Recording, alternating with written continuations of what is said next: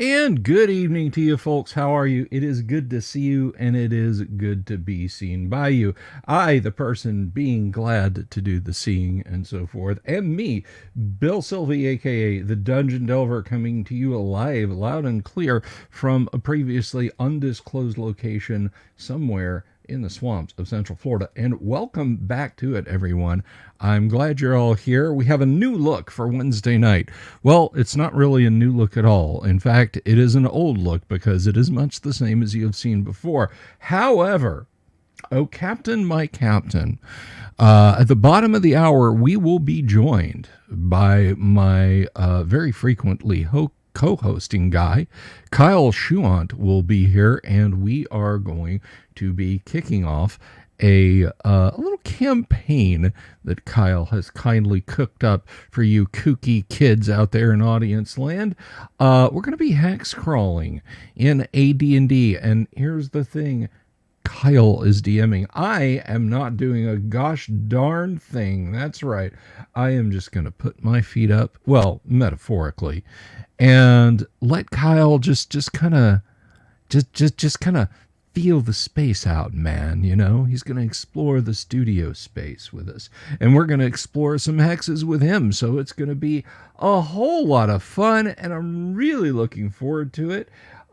We were aiming at a start for the top of the hour, but you know what, folks? We are this is real D&D, up to and including the people have lives outside the table, outside of this studio thing. So Kyle will be here at the bottom of the hour. So that's when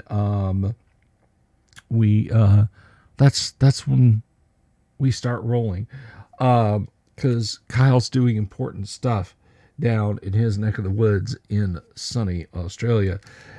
So that leaves us some time to contemplate things, to sort of put our feet up and wonder, what is going on and what is the deal. And so I want to take a hot minute to shout out a few of my favorite channels here on YouTube that you probably don't know about them. I would wager that you almost certainly don't know about them. But before I give them their due, folks, if you haven't already, please click the subscribe button. Please click the bell icon for notifications if you haven't already, and tell your friends about this channel. Tell them to click the subscribe button and the bell icon for notifications. We are at 6,630 subscribers. Wait, is it 6,630? I think, or 63? No, it's 6360. That's it. I've got to look now. I'm completely confused. That's how I am. And the only reason I'm bringing it up is I would really, really, really very much like it, for no particular reason other than it would be neat. It would be cool. It would be cool if I could get the channel subscription 6370. So we're doing both worse and better than I thought. 6370. If the channel could grow to 7,000 subscribers by the first of the year, that is by January of 2025, I would be over the moon. So if you guys, again, if you haven't, if you'd click the subscribe button and the bell icon for notifications, I promise I'll make good video. Okay, I promise I'll make good video, and you can support us on Patreon. You can support us via YouTube memberships, and that's a groovy thing too. But you don't have to do those, because the best thing you can do is fall in love. No, that's not it. The best thing you can do is subscribe and spread the good word about what we do here on the channel. So I'm hoping, really, that lots more of you folks do that.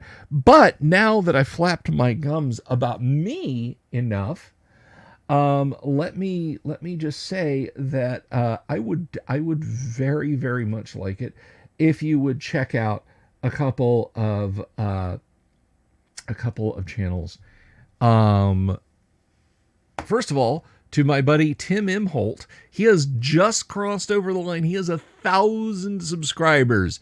Go check his channel out. It's cool. He's got some RPG talk on his, but he is doing this awesome workup of Nobel Prize winners, short videos about Nobel Prize winners, and it's damn interesting. We tend to think of it as like, well, the guy who figured out black holes and stuff like that, but there are so many physicists that he is covering on that. I can't even.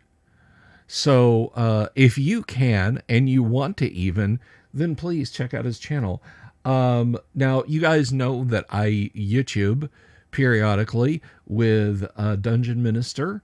Dungeon Minister channel is perfectly awesome too. Please check out the Dungeon Minister. He has great D&D channel. Awesome guy. No drama farming over there at all. He's just a swell person. Just a really cool guy. And speaking of the other third of our dynamic trio, Yang Yan Zhao, okay? That guy, let me tell you what, if there's a dark horse of incredible YouTube content that not a lot of people know about, he's very underground. It's a very exclusive scene for all the cats who know. Definitely please check out Yang Yan Zhao's channel. He has interviewed so many cool people in comics, in art, so many creators. Mark Miller a few weeks ago. He talked to Mark Miller. He got all of a 15-minute interview with Mark Miller, but it is 15 minutes of time that you should absolutely spend. Daniel Rowan knows what I'm talking about. But anyway, so please check him out. And last and absolutely positively not least, our one of our Tuesday night AD&D members, and Tim plays with us on Tuesday night also. That is, of course, Thane Kyle. He's here on YouTube as D and Disability. That's D and the ampersand Disability right here on YouTube. Great channel. Do recommend. Check him out. Check all of them out, guys. They're pals of mine, and they're absolutely worth your time. But anyhow, we are currently waiting on our Learless feeder to join us. As I said, he'll be here at the bottom of the hour, and I hope everyone here will be there to see him. I hope more people will be there to see him.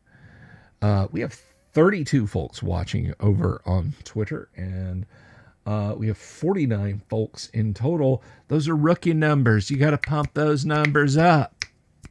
All right. I'm mixing my movies there. But let me just shout out the audience right now.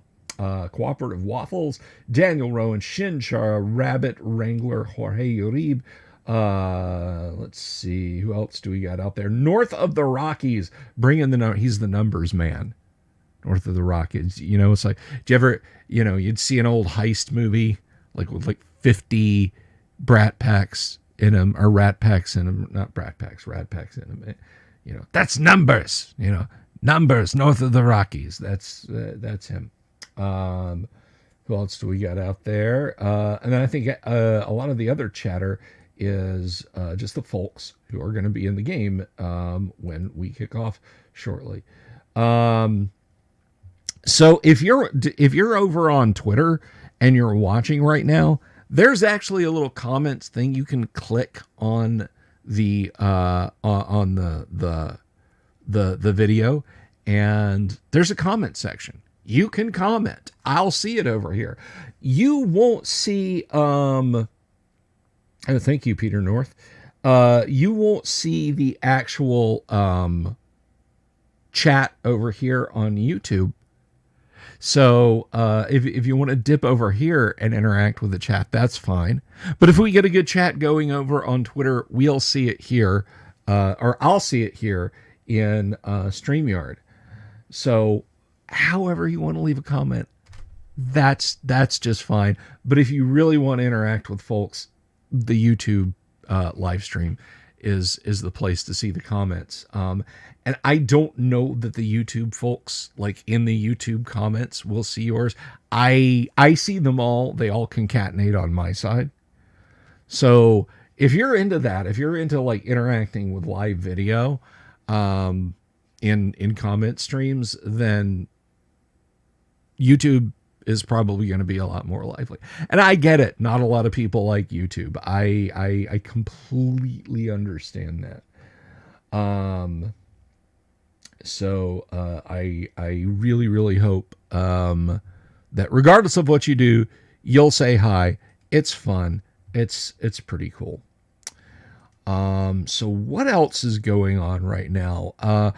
Speaking of Tim, yeah, I've been meaning to do a collab video with Tim, and that's still going to happen. We're going to talk about the physics of certain AD&D phenomena. That's going to be a lot of fun. A little something from his wheelhouse, a little something from my wheelhouse, and I'm going to put together a video with him, and that's going to be a blast. So hopefully I can get that done tomorrow or the next day. The delay is entirely my fault. So that is pending. That is pending. And I've got some other contentful video ideas, some things that I'm considering putting down. I'm looking forward to doing that. So hopefully you guys will stay tuned for that. And again, if you haven't subscribed, please do. 6370 on the subscribertron. I'd love to see 7,000 before we hit the new year. It doesn't, like, I don't get a plaque or anything. I don't get a gold star on my report card from YouTube or anything like that. It would just kind of be neat. It would just kind of be nice. And I think maybe I'll incentivize that a little bit, but more on that later. I look in this swirling mass of people in the green room, helping himself to a glass of Glenfiddich, or perhaps that's Laprahague, Lafrogue, I think you pronounce it. Anyway, I see that Kyle Schuant has entered the room. By God, is that Kyle Schuant's music? So, let me put my headphones on and welcome the Dungeon Master of Disaster, the Thunder from Down Under, the Iron DM. Everybody say hello, please, to my co-host and friend and just an all-around swell guy, Mr. Kyle Schuant. Kyle, your aircraft. I like the Master of Disaster part. You like that? That bodes well for the game. Kyle, if people could accuse me of anything, it would not be not hyping you up. I am an excellent hype man, and I hope I'm in Australia when Society falls, which is probably going to be next March, I think. Because I will absolutely be like the guy in front of your war band with the megaphone, telling people that you only want the guzzling and you offer them safe passage through this wasteland. No, I'll be one of the guys who's already deceased. Yeah, I think most of us. I don't have a bunker with ammo and spam. A number of people in my gym have started acquiring firearms. Not for that purpose, but they've just, I don't know why, they've just taken an interest in it. And even my eldest is applying for her firearms license. She doesn't want to go hunting or anything, just wants to go down to the range and fire a 22 at a target, blink, blink. There you go. Finds it something very different, going from being, a paramedic and now a nurse to firearms. It's something just, people occasionally do that. They're like, they've got their work and their hobbies and everything, and then they do this completely different one, and it appeals to them because it's completely different. Yeah, well, it can be a very zen thing. It can be a very relaxing thing to just take a box of 22 shorts out and, just punch holes in a target at the distance or knock cans over. It's not something I've done for many years myself, but yeah. Right now. So there's I think 3 or 4 of them getting their firearms license now. And they're talking about having a gym night where just everyone from the gym goes down to the range, because you can, even if you don't have a license, you can go down to the range and you pay something like $70 or something, Yeah, run a gun. and you put a few rounds down range. As long as you're under supervision of a licensed person, that's fine. Right on. I do want to answer a question. We had an audience question here from Jay Tyler. By the way, the Spider, thanks for your comment at you and Lord Misfit both over on Twitter. But the Spider says, is a 6-sided die used for both surprise rolls and finding secret door rolls? Yes. A 1 for humans searching for a secret door, a 1 or a 2 for elves searching for a secret door. And the D6 surprise rule, is generally you are surprised on a 1 or a 2. And the difference in dice, like if Kyle and I, if Kyle is my player and I'm the DM and he enters a room where, there was no noise and it's pitch black, but there's in fact a couple of orcs waiting in ambush, and he doesn't have like any special dex bonuses, I will, to go up the man, screw it, we'll do it live. I'll roll here. The monsters roll a 4, and for Kyle's surprise roll a 1. So Kyle is surprised for 3 segments. During. Yeah, potentially. It's at that point that weapon speed and distance become all the thing, because they could spend their 3 segments having to move to him before they even get a chance to strike. It's not an auto kill thing. If they have bows, yes, he's toast, because that's 6 shots from each of them. Feather me, yon lone adventurer, oh pork-faced warrior. If you wish to clarify this, you can always download the Addict PDF. Ain't nobody got time for that. But I'm anyway, just scrolling, Bill, because there's the AD&D surprise and initiative rules are famously in a number of different places, and a little bit edge cases in that. Edge cases, and the edge cases sort of slightly contradict the other edge cases, and that. So really, what it means is just follow the basic rules and use your common sense as game master. Yeah, but people who want it all to be laid out, all the rules and no rulings, somebody did that, and they claimed the simplified surprise and initiative rules, and it was a 12-page PDF. Yeah, it's and people go, oh yes, but that's not correct anyway. Yeah, exactly. So we have everybody else is still milling around in the green room. Guys, please, I haven't had dinner yet. Leave me some cold cuts back there. But anyway, so we have a group of players. Some of them have been with us before. Some of them have never been on the show. Apart from Safi, I don't think I know any of these guys. Well, Lord Coron. What's he called himself as a character? I don't know. Let's see. But he's back there. Lord Coron, I know, but. All right. So, Dougal. Lord Coron is Dougal. Oh, that's all right. I'm just seeing his face for the first time in the green room. First time I've just seen an avatar. Ever we saw his face. All right. So let me bring these folks in. And what now, Kyle? How much screen real estate are you going to need for any thing like that? Well, you know what? Let me know. I'll just do the usual present sort of thing. Fair enough. And then that comes up dominant, and then we come up along the sides. Okay. Like so around the game table. All right, so let me just welcome folks in. Everybody say hello. This is her latest appearance on the live stream. Everybody say hello to Sapphire. I don't know who your character is, so I'm just introducing you as Sapphire. But you know her. She plays Monday on Friday every week. I'll leave you to puzzle that out if you don't watch the Gamma World game. Hello. Hello. And let's see, of course, the aforementioned Lord Coron as Dougal Maxen, Dougal Max System 7, I believe. Greetings and well met, adventurers. Finally, a face to attach to the voice. Let's see. We have He's younger a than I perfect thought. a perfectly cromulent DM. Now, this guy, not to hype him up too much, but he actually runs D&D games in the Hawkins set for Stranger Things. Let that level of coolness sink in, everybody. It's Vinny Notabartolo as Vinny Finnegan. Hey, greetings. Vinny, how are you? Good to G'day, see Vinny. you. And who else do we have here? We have Shonuff Middlin. Is he bad? Is he here to kick ass? Shonuff.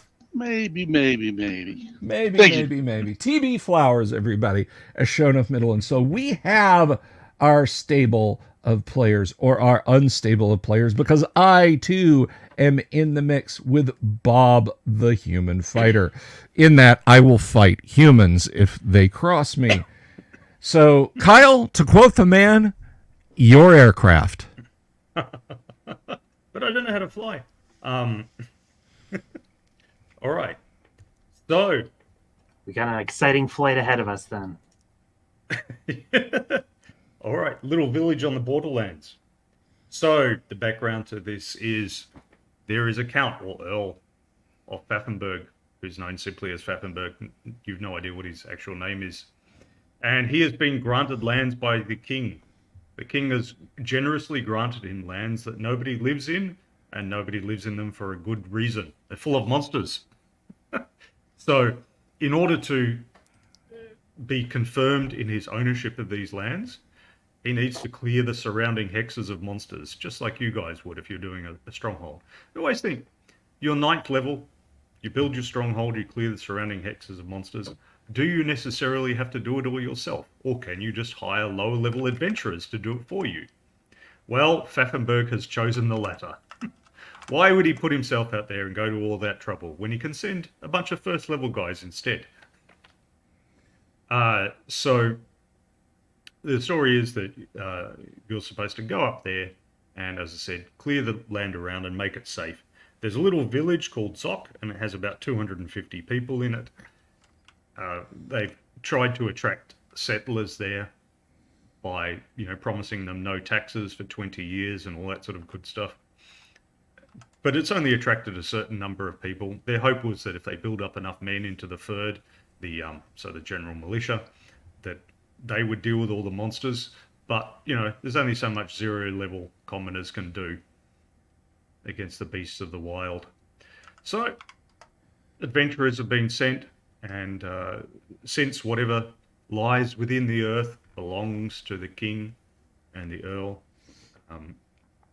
but since the earl is a generous man, he will request or expect only 1/2 of the treasure won as you go through your adventures there. There's the catch. So there's as you can see on the drawing, there's a little map. That's about all you know. You went up the river. You went up the river. You were taken up the river, poled up the river, towards the village. It gets quite swampy around to the south. I think most of you will be familiar with D&D type map symbols. Here we've got the swamps. Here we've got plains. Here grassy plains, mountains, broken lands, hills, and obviously forests, and so on. So you only really took note of the terrain as you started approaching the village. A little while before you got out, you had to get out and trek across, and you realized why the village was not built on the river, because it has muddy banks that extend for about 200 yards, and there's lots of mosquitoes and that sort of thing. It would be a completely miserable place to live. But the village is about 1/2 mile from the river, and you can make your way on. So, any questions or comments so far?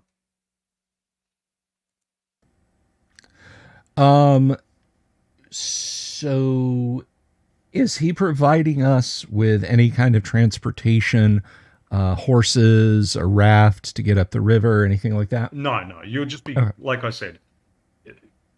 The transportation up the river is provided, raft up there, Okay. or a barge. The poles, they go reasonably regularly, like every couple of weeks, goes Okay. up and down river.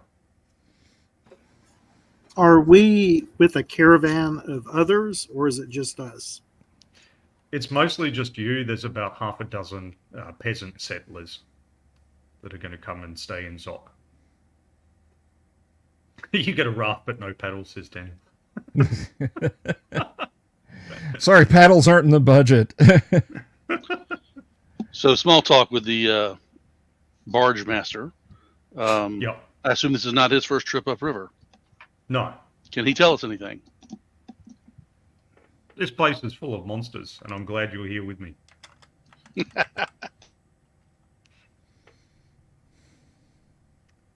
Is it it so normally have dangerous about you half fear a- that? Oh, We normally have about half a dozen of Pfaffenberg's men at arms with us, but they didn't bother this time since you guys are here. Can he tell us the That's common dangerous. types of monsters or creatures that traverse the area commonly? Well, there's all sorts, but I mean, generally we see the monsters and then we run away. But I mean, there's said to be ogres and bugbears around, and many a magical type. Somebody says he saw a wyvern. Seems to be mostly humanoid types around, though we do get nomads passing through here as well. But this place is full of old ruins and old tombs. There was a great empire here once in the ancient days. And when the empire collapsed, it said that many of those of the rulers buried their treasure here in the hopes that when they came back, they could reclaim it. So people have gone looking for it since, but not all of them have come back. What time of day is it? Well, it'll be the middle of the day as you're poling up the river.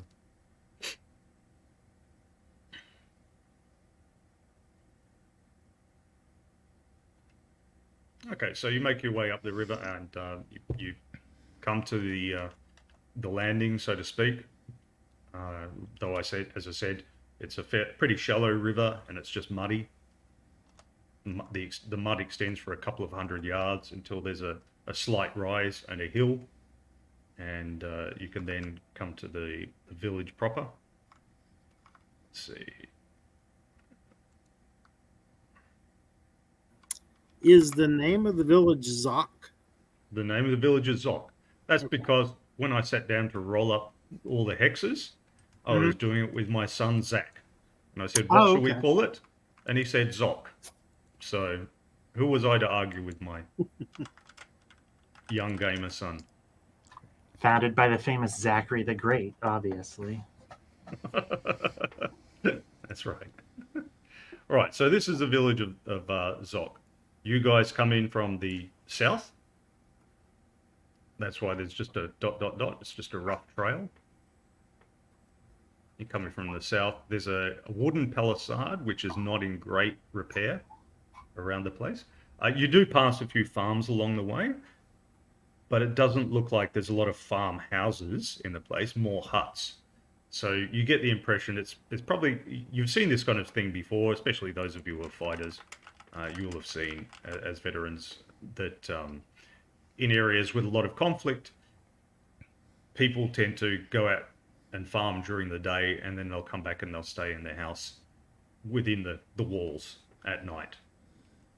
They'll just walk for an hour out to the field or whatever and hoe their beans and plant their oats and all the rest, and then come back at night. Did the Count give us like a letter, or we're supposed to show up to the mayor or whatever? Yeah. He gives us a letter, and he says there's an advocate. What's his name? I should have printed this out myself. I hope his office is near the tavern. So,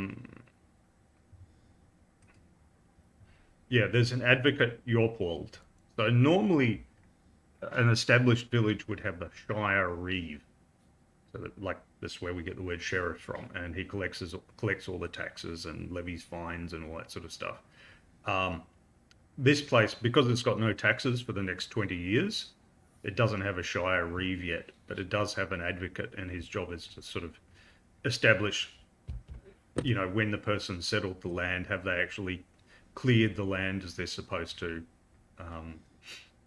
and done all their various duties. He's recording all that, and obviously hopes to be the Shire Reeve in years to come. Has there been any abductions of townfolk recently? Well, you'll find that when you go in and talk to people. Okay, so you come in up to the gates. It's during the day, so there's no militiamen on duty or anything like that. But that's pretty normal. You would normally see just the third called out at time of trouble, rather than just be regularly on duty. It's only large towns that'll have a standing military force. So you come up to the south. The first thing you'll pass, apart from a bunch of houses, you see a little smoke coming out, and you can smell the bread baking. You're passing the baker as you come in first, and then to your immediate front left is the village hall.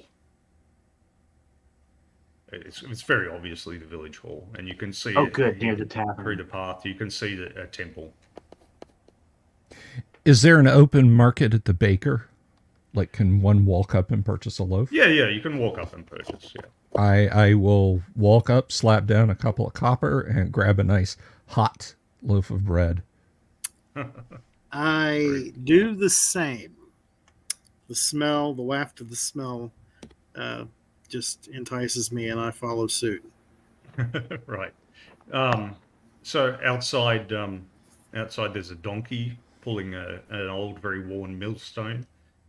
So it seems that this baker is also a miller for the town. There's probably not enough farms to produce enough that makes a separate job. He doesn't have a young barbarian pushing it for him. No, perhaps if one of you misbehaves, you'll end up there. Right. Yeah, so there's a middle-aged guy who's kneading bread and taking it out of the ovens, all the rest, and his wife and 3 girls who are obviously his daughters, running around the place. We've heard tale of treasure in these lands. Tell us, where do you send adventurers? Where do I send adventurers? To the temple to prepare their souls. Not a lot of them come back then. No, not usually. There's a reason we have these walls, he says. But you'll probably be wanting to speak to the advocate. Indeed. The sooner we can speak to the advocate, we will. It's just up there. I guess, yeah, let's go. Yeah, I would like to see if there's any kind of money involved in this venture. My wallet's getting light and needs a hefty pick-me-up. Yep. Okay, so you come up to the village hall. It's a big log building. It's where Pfaffenberg would stay if he ever visited. And if this place ever became properly established, it would be a manor of a Thane of Zoc, were one appointed, or a knight, if you like. And at the moment, you could see it would obviously be used as a celebration hall for wedding feasts and the like. You see one or two people just come out, and this guy comes out, sort of stretches himself. He has another guy next to him, and the other guy next to him has like ink all over his fingers and on his face. And they're wearing a little bit fancier clothes. Most of the clothes you see around are like wool and linen and undyed. These guys are wearing dyed clothing. got a bit of color to it. I approach the guy that's cleaner and introduce myself. Dougal Maxon at your service. And he You're says, expecting us from the Count? he says, good morning. I am Yopwald. Come in, come in. All right, we'll follow him in, I guess. Yep, we follow him in. Yeah, so you go in.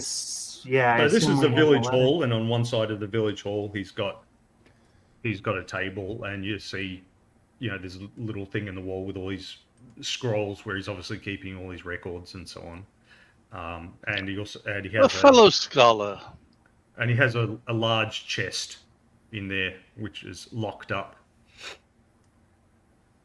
Are there any markings or anything unusual that we would notice about the room that would stand out? Well, like I said, it's a village hall, but it's also obviously used for administration by this guy. Just the obsidian statue of Cthulhu in the corner. There's no. I don't do that to players. I played Elric of Melnbone, and the DM said, you walk into this room, and there's a tapestry on the other side of the room. Oh, well, we go on the other side. We go to the other side of the room. We loot the tapestry, we said. And he said, while you're looting the tapestry, the 7-foot-tall obsidian statue of a muscular man with a leopard's head animates and attacks you. And I'm like, could you not have mentioned that? Well, you weren't searching for it. It's in the middle of the room, and it's 7 foot tall. No, I don't do that to people. Is there any political or religious symbols or emblems that seem to decor the area, or does it seem pretty benign when it comes to politics and religion? Oh, well, the village hall won't have symbols like that. There'll be the occasional person who wears a symbol around their neck or something, or a bit of jewelry. But no, the temple is the temple. And the temple is right in the middle of the village. That's just up the road. The guy that's with us, who is he again? Yopwald, he's the advocate.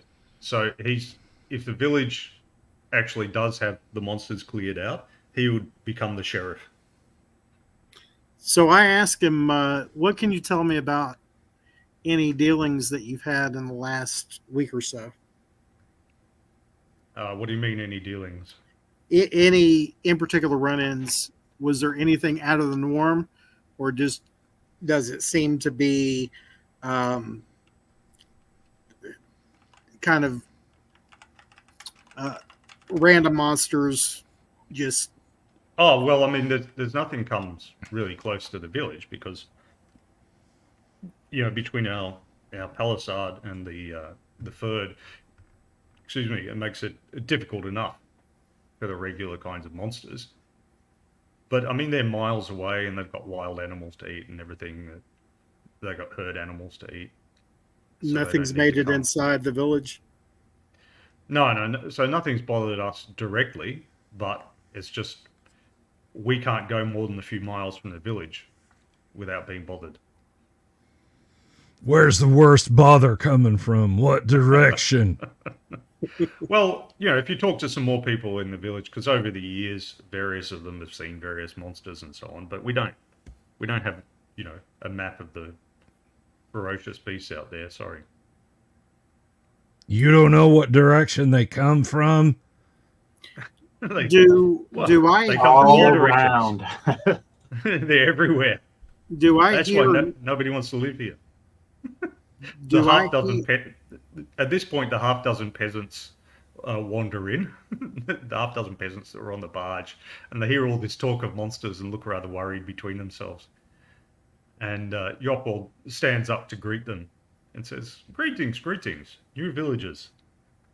Here, come over here and append your name, and I will give you a land grant. Ain't none of y'all worry. We're going to kill most of the monsters before they kill too many of you folk. Sorry, my character's charisma 3. I'm just playing to type. Oh, my. Such optimism. And with that, I rip a big big mouthful of bread off my loaf. Chew it The open little mouth. crumbs getting stuck in your mouth. Oh, absolutely. You know, stuck to my face and my beard. Or stuck to the old bits of soup. Yeah. With my charisma 5, I start talking with bread in my mouth. I'm giving him some space. That's all I'm saying. I'd lean over the table and ask if the Yakwald has any information on the ancient empire that used to exist here before, and if he knows of any ruins nearby.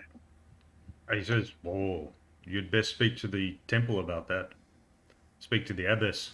Will do. I like this ruin talk. Well, if he's going to be processing a bunch of villagers, I guess we could probably just march up to the temple. Yeah, I think so too. He seems a bit busy. Unless you want to stop at the tavern first. What Actually, that would be a good idea. Maybe we can pick up some intel. I suppose, too, that these buildings are all newer, and these are not repurposed ruins. The local villagers have built them all over time. Can we tell whose temple it is? It's the Temple of Frigg, or Freya. So The second G is silent. Harvests and harvests in the earth and fertility and all that sort of good stuff.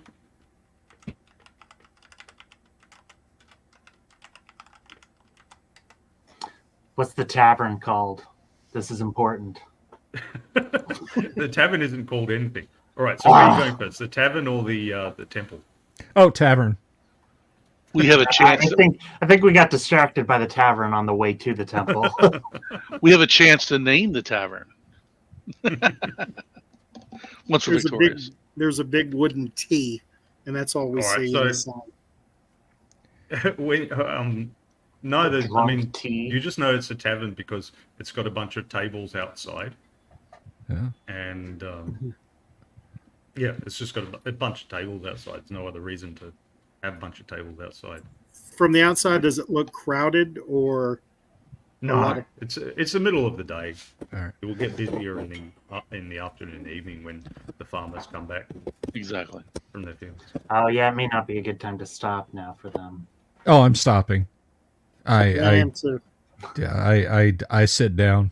The only Wait. people who go to bars during the day are adventurers and alcoholics, though that may be tautology.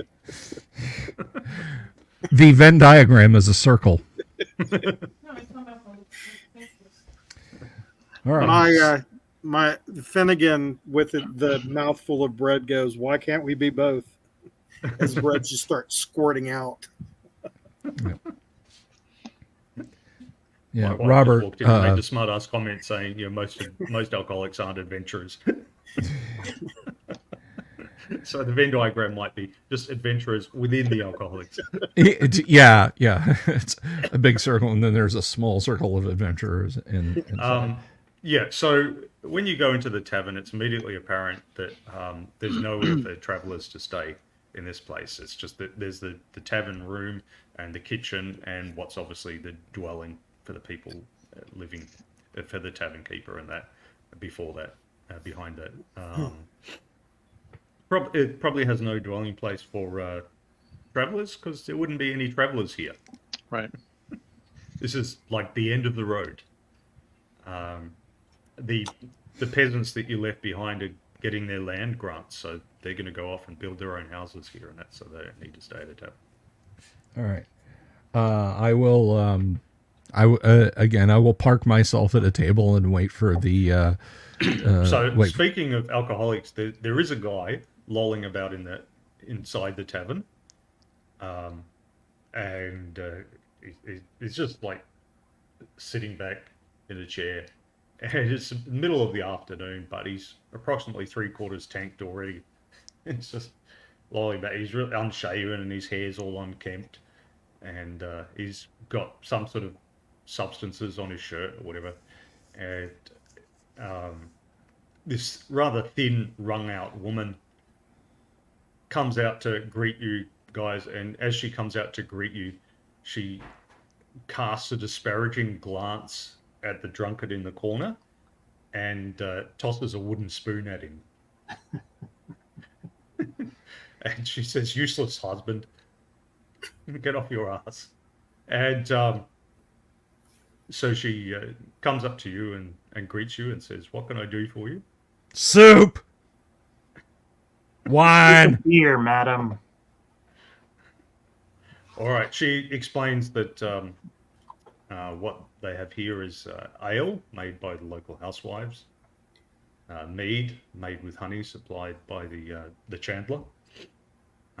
They've got bread, they've got ham, some cheese, and they've got what's called forever stew. So they just have basically a big pot by the fire, and it's constantly boiling. And whenever it gets down too low, they just add some more water and ingredients. I will have the forever stew and ale. Stew and ale all around. Yep. Okay. I'm gonna do the bread and cheese, All right. but I All won't right. do the ale. And there's also some boys running around. There's 4 boys between 6 and 14 running around, and they occasionally go up and poke the old drunkard who's on the ground, and he yells abuse at them, and then they run away laughing.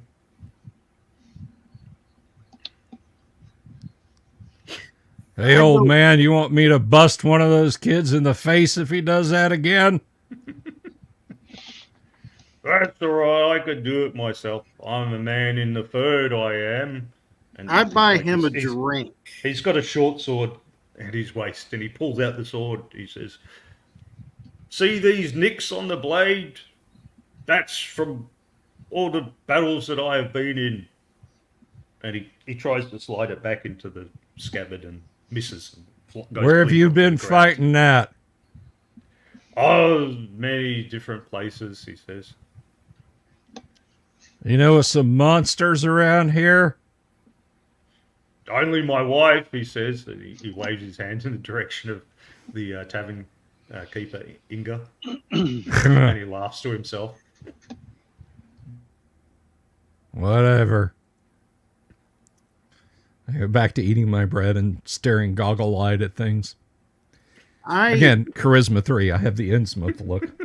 I wave over at them at the waitress and have her give him a drink that I pay for and sit next to him. She refuses your money. She says, "He's drunk enough. My husband is drunk all the time." He wasn't supposed to be consuming any of the product on the job anyway. But yeah, you can go and sit next to him. Does he seem somewhat awake? Or is he So seem he's out of half it? awake.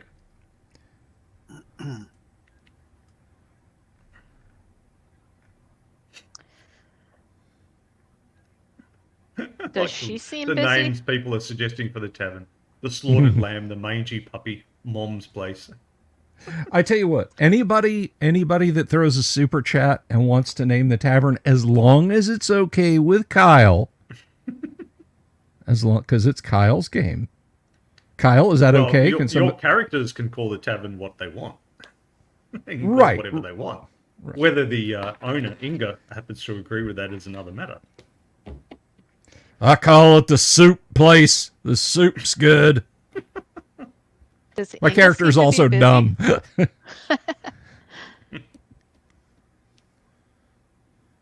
Is Inga What was really that, busy Debbie? or not so much? No, it's not busy at all. It's you, the drunkard, and the 4 Okay. boys running around. So I'm going to call her over and I'm going to try to talk to her. Yep. I'm going to say, I feel for you with your husband there. Is there any Yeah. truth to like the monsters in the area we've heard? Because that's what we're kind of here for, to help. Yes, there certainly are monsters around here. Do you know in specifics what kind of monsters? What we might be looking at? Well, have a look.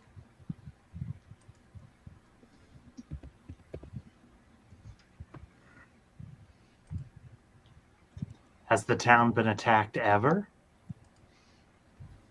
No, not recently. Not recently. Yeah, because basically they come up to the town and they see the palisade and the third's being called out, and they sort of go, "Oh, that's too much trouble." So What? what about people exploring outside of the town if they want to go hunting or such? Have they encountered any specific kind of monsters that we could be concerned about? They don't have Okay, adventurer so- levels, so no. Yeah, exactly. Well, lots have been seen. There's been trolls, snakes, strange dogs, various humanoids. Somebody said they saw a wyvern. How long ago was the wyvern? Oh, that's been talked about for some time now, but I don't know who originally saw it. Because you know how it is with these tales. Somebody said something 3 years ago, and it gets passed on, and then somebody else says, "Oh, yes, I saw it too." And is it true? Don't know. Do you Have there remember been the any- names of any of the most recent ones that we might be able to talk to? See what they think, first-hand accounts. Well, if you talk to the more prominent people in the village, like the barber or the carpenter or the smith, a lot of them have had encounters over the years, or say they have.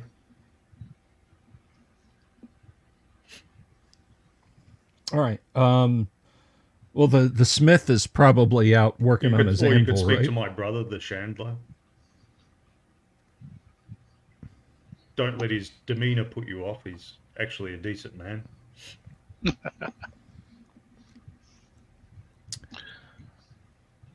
So yeah, sorry, I don't know how well you guys can see the town map. Yeah, It's pretty good. yeah, it's All pretty right. clear. Do we hear the Yeah, I mean, can you, like with the labels on it, is what I mean. Yeah. I'm gonna Do we slip her hear a the tip. persistent tinging of hammer? Oh, from where you are, the tavern? Yeah, you might hear the occasional tinging of hammer. Yeah, so the smith is over to the west of the village.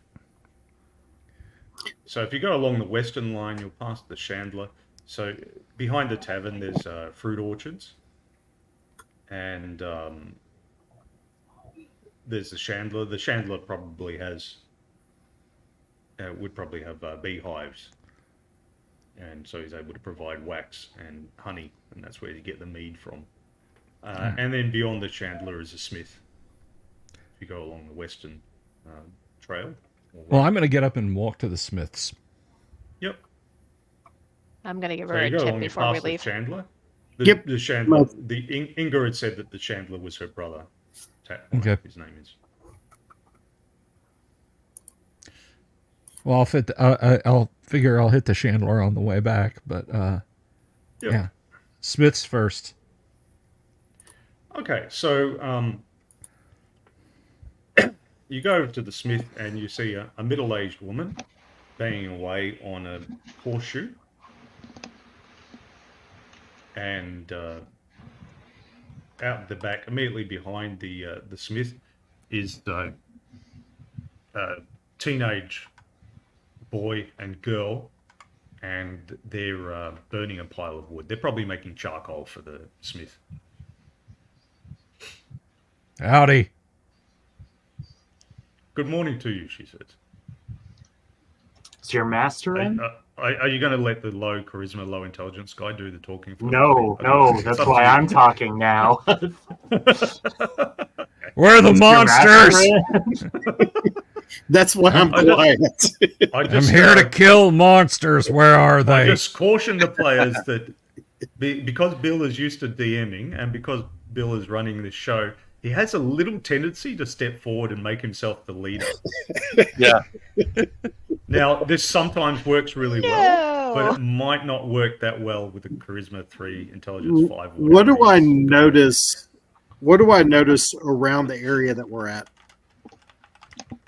Like as I'm Well, looking I mean- around. What are you looking for? It's a regular little village.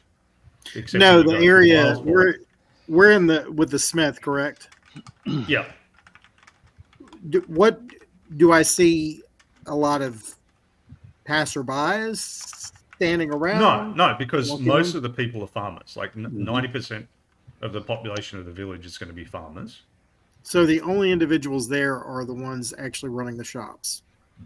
Yeah, pretty much. Pretty much. Okay. There's a number of kids around who are mostly looking after themselves.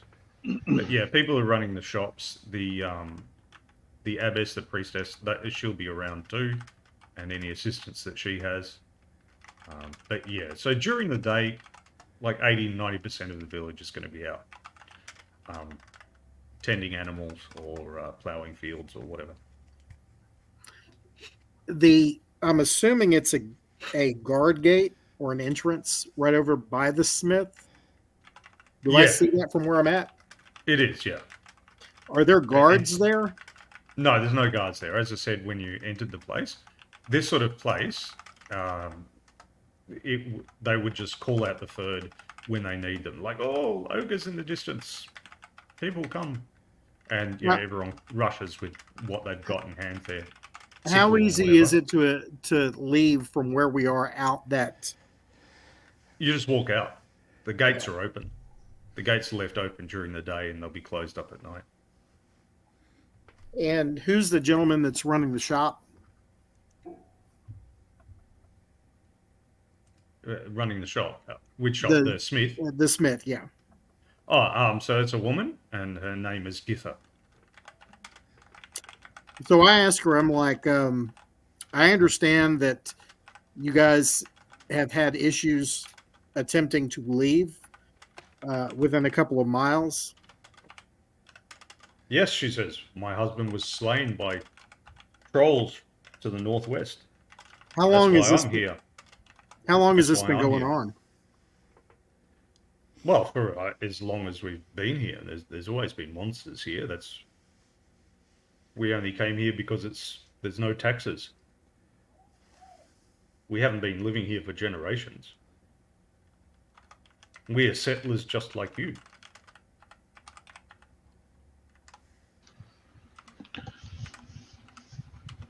I introduced myself to Geetha and Yep. ask her what she sells here. What's her best product? For we may have Well, need of okay, so she's future. a smith, but she's not really a weaponsmith because Right. there's just not enough requirement for that in the village. She can, so the services she can provide, she can make daggers and spears, but not swords. She can make simple metal helms, and if you're wearing a simple metal helm, it'll give you +1 to AC if you're otherwise not in armor, or if you're just in padded or leather armor. And she can also sharpen weapons, which give you +1 to your next combat only. So And she can make all the sundry things like How- iron spikes. I asked her how much for a helm. Regular price as per the player's handbook.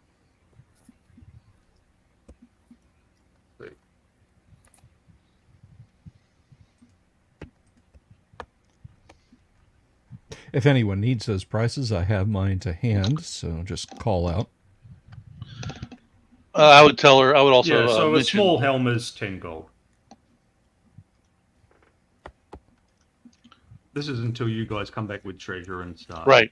blazing through all the money, and then the prices get inflated. I will You're going take to really distort the economy. You come in with like 10,000 gold. It's like, I would like to get my my dagger sharpened I bet you would. and a helm and a Oh. helm. yeah. I'd like to tell her too that if she's got any ruined iron that she otherwise can't use, I'd love to use some as my bullets for my slingshot, Yep, she can do that. just as potential ammo if I can't find rocks. Yeah. So she can provide sling bullets, all that at normal prices. Exactly. Getting a weapon sharpened costs half as much as the weapon itself would cost, because she does an amazing job. Thus the +1. for the combat. Oh my.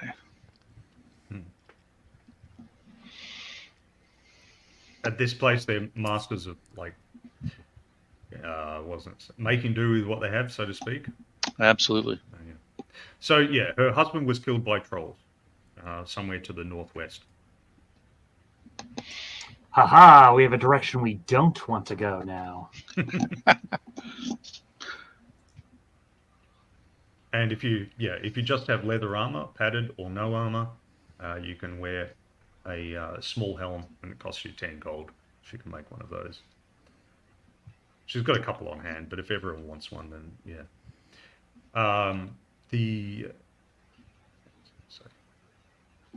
And remember, my rule is that thieves and magic users can wear armor if they wish to, but they just can't use their class abilities while they're doing so. Likewise, you can use weapons that are outside your character class, but you'll have the non-proficiency penalty. So if you want to be a magic user, wearing plate mail, moving at 3 inches around, with your 1d4 hit points, and carrying a great sword which you swing at -5, you can. If you really want to do that, you can. You just have to live with the consequences. Or die with them, yeah. Yeah. Yeah, I was going to say, but you won't live long with the consequences. Yeah, but you could do that. But there can be, like if you have someone to carry your armor for you, quickly I've cast my spell today, now I'm going to put the armor on. Right, You'll exactly. be slower, and someone might mistake you for a fighter. So, up to you. But unless you bought plate mail, you won't. I plan to hide behind this big fella here. That's his job. So while you're hanging around talking to Githa, you also meet her kids, 14-year-old son Skirfer and 16-year-old daughter Ewan. They spend most of their time making charcoal. While you're talking to them, you come to understand that Skirfer is a young, adventurous lad. He really wishes that he was a man of the Ferd. He's really impatient to do that, particularly because he's inherited a set of mail, shield, spear, and short sword left him by his father. If his father had that, he might not have been killed by trolls. But his father left it behind while he was going out to do some business one day. And he's really keen to go out and avenge his father and, say, if you go out, take me with you. If we ever had Northeast or whatever. And his mother comes out and smacks him across the back of the head and tells him not to have such damn fool notions in her mind and in his head and all the rest. As you can imagine, with a 14-year-old boy.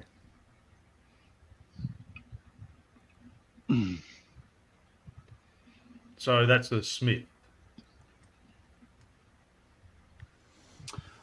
Does she complete the sharpening of the blades while we're there? That'll if you got more than one, it might take her a day or two. She's got a lot of regular work, and it does take a long time. It's like your whole long sword or whatever. Okay, so it's not something I could do right then and there. No, if it's just a dagger, you could just wait half an hour while she does it. But if there's half a dozen of you doing it, or there's half a dozen weapons and some of them are long swords, something quite large, it'll take a long time. Anybody going to get their blades sharpened? I don't have the money for that. Seeing I don't have a blade, that's not an issue. Blades. What was the price again for the blade sharpening? Half the price of the weapon. Yeah.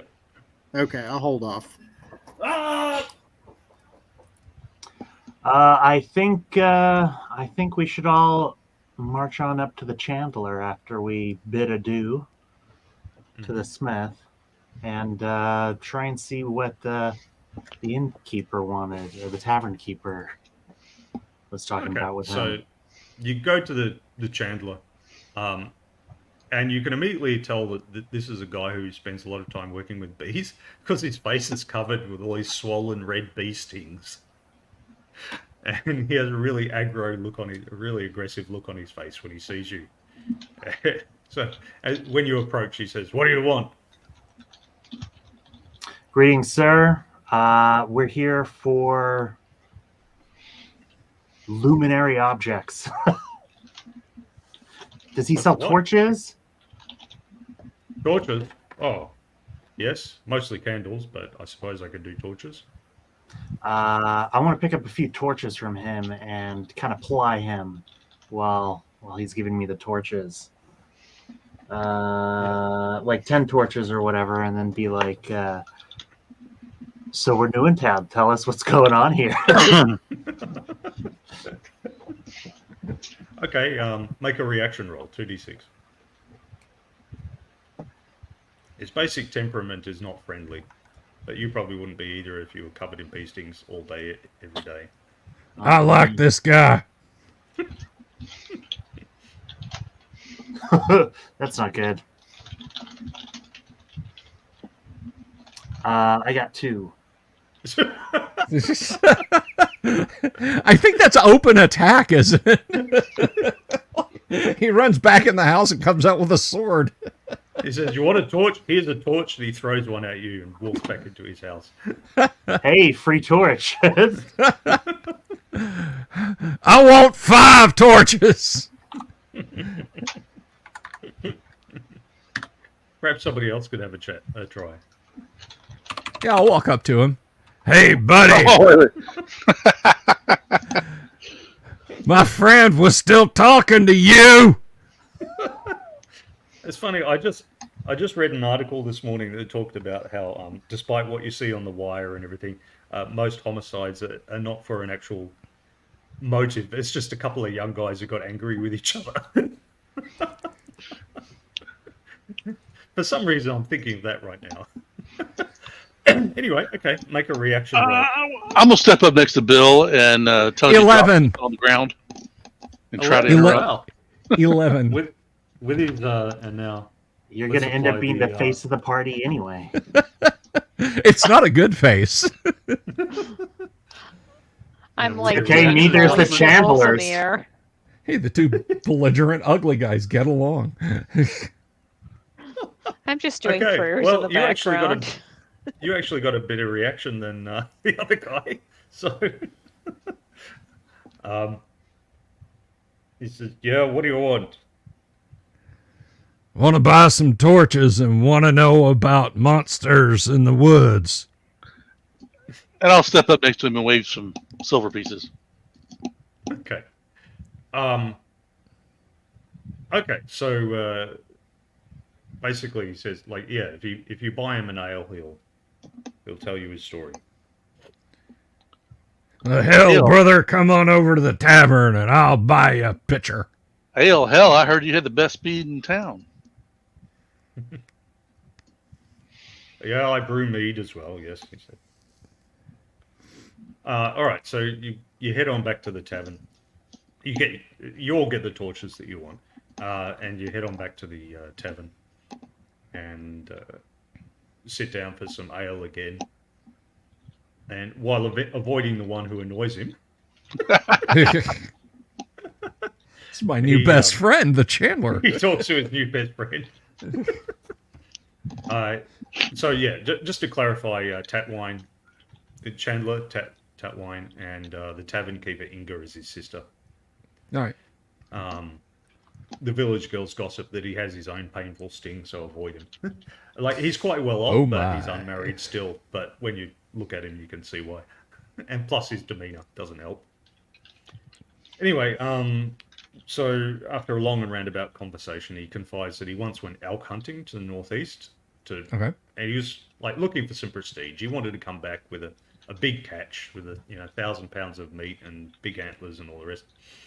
But while he was out doing that, he got set upon and clubbed by a hill giant who left him for dead, and he woke a day later with a horrible headache, and he's barely left the village palisade since. I don't blame you. Hill giants are bad news. I tell you what, I see an elk, I'll kill it and bring you a haunch of venison back. Is that all right? That'd be good. Says. All right. I pick my nose and flick it on the ground. We have our first quest. Return with elk. Well, it's better than killing rats.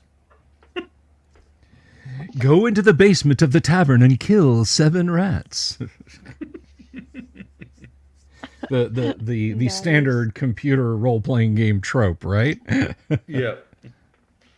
And you have to run around encountering all the NPCs and monsters as early on as you can in the campaign, Right. because they'll be the level that you are when you first meet them. Exactly. You don't And want to meet lots them of when you're 10th question level. marks. We can't They're leave all the Palisade Schrodinger's. until we talk to everybody, too. Yeah. They're all I asked him if- Schrodinger's monsters. I ask him if Yeah. anybody's gone missing within the town. Are you the one that got a torch thrown at you? Maybe you shouldn't ask him anything at all. I'm just saying.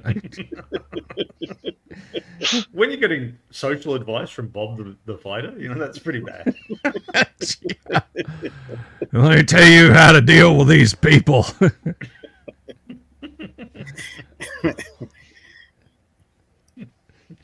No, I'm not stepping on your character, dude. That was entirely in character, right?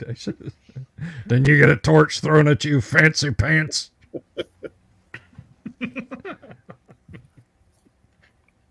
All right. So, yeah, that have any people gone missing recently? No, just the normal number. Sometimes people go out farming by themselves and don't come back. There's a Generally, normal number of people that go missing. The normal number is supposed to be 0. Yeah.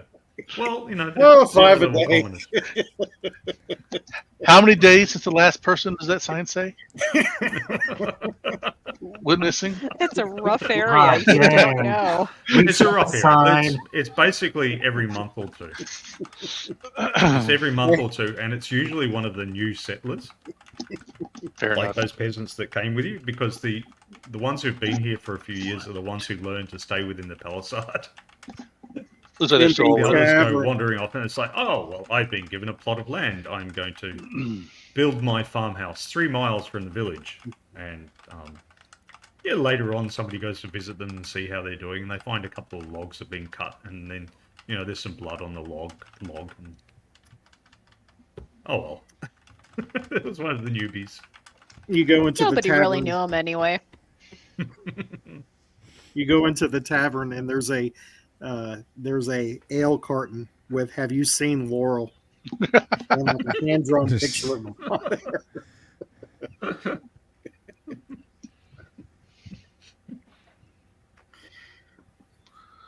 So it sounds like we've got all the information we can. Well, Yeah. not from the whole village. You haven't talked to everyone, but that's I'd up to you. like to go to the barber. I could use a haircut.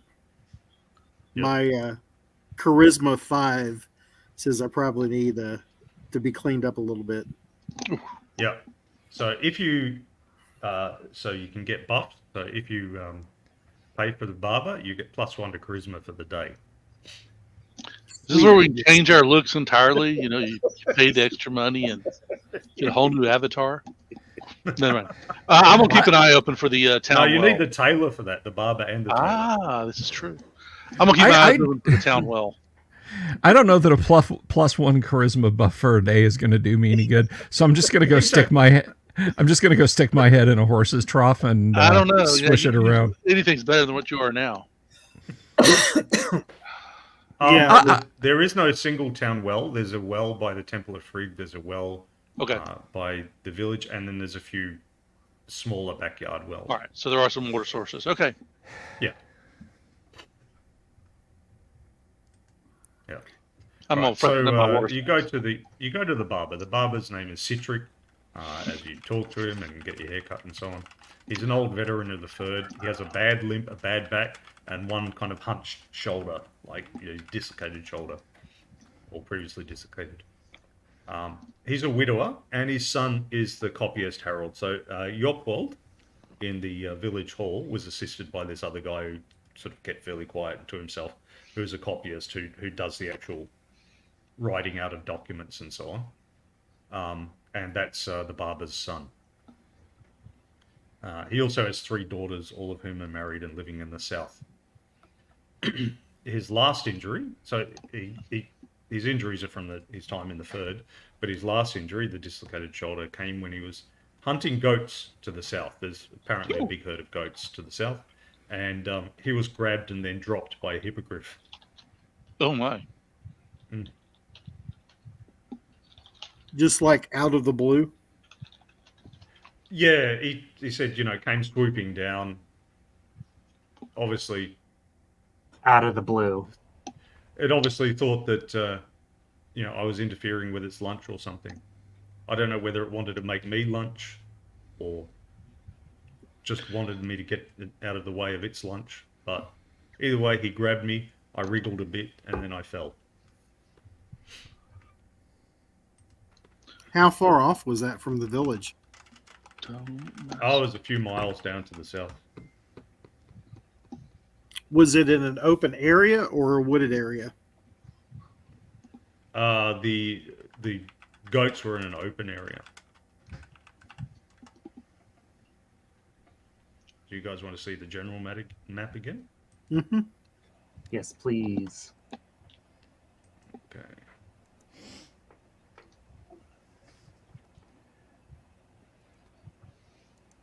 I don't see. Unfortunately, you can't have 2 different presentations in StreamYard at once. Anyway, so yeah, that's the general one. Okay. So it was somewhere to the south, but it wasn't in the swamp. It wasn't in the marsh area. In one of the open plains. Yeah.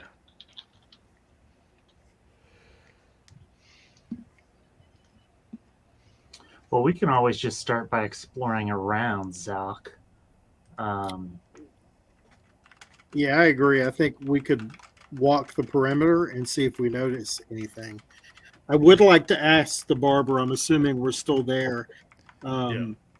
Is there anything else he's noticed as far as missing individuals, or was it just the random attack by a monster outside of a hill giant, hippogriff, a drake? Well, or a, he doesn't tell you anything more than you haven't already heard. Okay. So there's occasionally a monster would appear, usually in the night, and then they call out the third and start putting torches everywhere and that, and then the mysterious figures disappear off into the night. And the newbie peasants who insist on camping outside the walls tend to be the ones who disappear. Is this more of a feral type of attack, or, I mean, I know they're monsters, but is there any kind of motive? No, that they haven't anybody been can think attacked by. They haven't been attacked by 100 orcs or something like that. Okay. So it's more of feral, wild animals, et cetera, et cetera. Yeah, or animals that behave in a feral manner, like ogres or something. Okay. Not really planning things. Well, They haven't been besieged with catapults and trebuchets. if Fantasy crime scene investigations, a little slow. I say if we don't have anything else, I think we pretty much have all the information we're going to have. We could kind of walk around the perimeter of the. Well, there's also the carpenter to talk to. I'd like to go visit the temple briefly. And there's a temple, as well, and a furrier, and there's a mason. I didn't mark it on the map, but there is a mason. Ah. Yeah, but you want to visit the temple first, yeah? Well, I'll wander in briefly. Okay. See if there's anyone there to make a The donation. Temple of Frigg stands tall in the village square.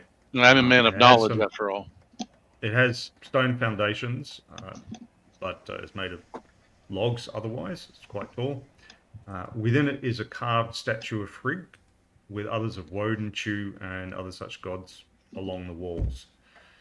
And there's a great double cauldron which sits on a hearth of embers. So there's a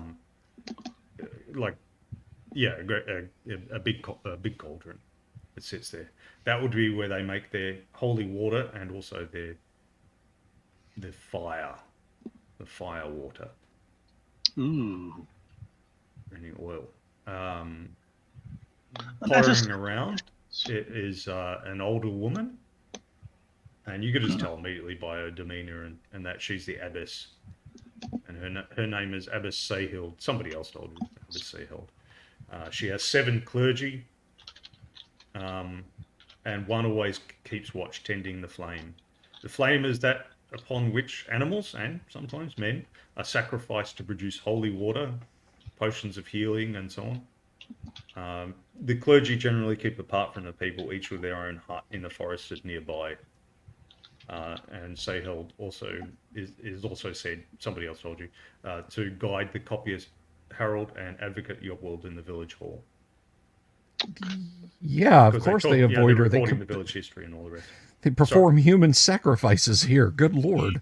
You said the history. Well, they do it. It's a willing sacrifice, and it's when the place is really in trouble. Okay. They haven't done it yet, but in principle they do. Okay. You know, like who will give their life for that sort of thing. But yeah, they're pottering around doing their thing and lighting their incense and all the rest.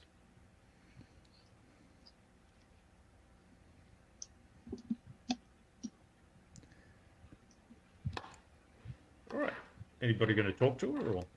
Yeah, I'll wander over and introduce myself and ask what she knows of the history, and especially with regards to the old empire that was here before and any ruins nearby, and offer a donation for our time and trouble. Mm-hmm. Yeah, there were numerous ruins nearby, supposedly. Let's see. Because where there be ruins, there often be dens. Yeah, well, there's a lot of caves nearby in the hills and the mountains. Right. There's supposed to be ruins of a tomb in the northeast.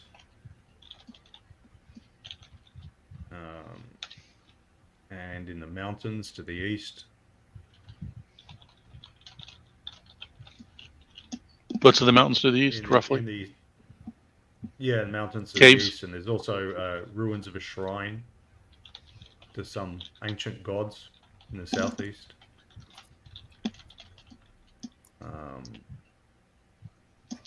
I like the idea of following that river up to the mountains. And that forested area to the southeast. Not sure what's there, but nobody has come back from there of those who went there. Perfect. The Wyvern. Let's see.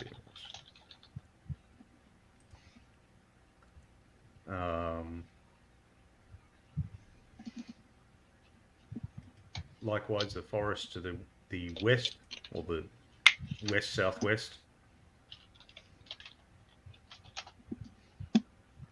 Nobody's come back from there.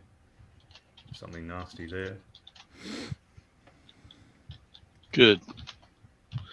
Thank you. And what have we got?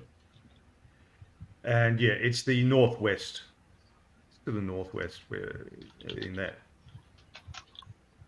I do have a hilly, question. Mountainous area and broken ground. Somewhere around there is where people have said they spotted a wyvern flying in the night sky. Ah, all right. Thank you, milady. Are there any camps or nests or homes of said monsters in specific areas, or are they We just don't know. randomly?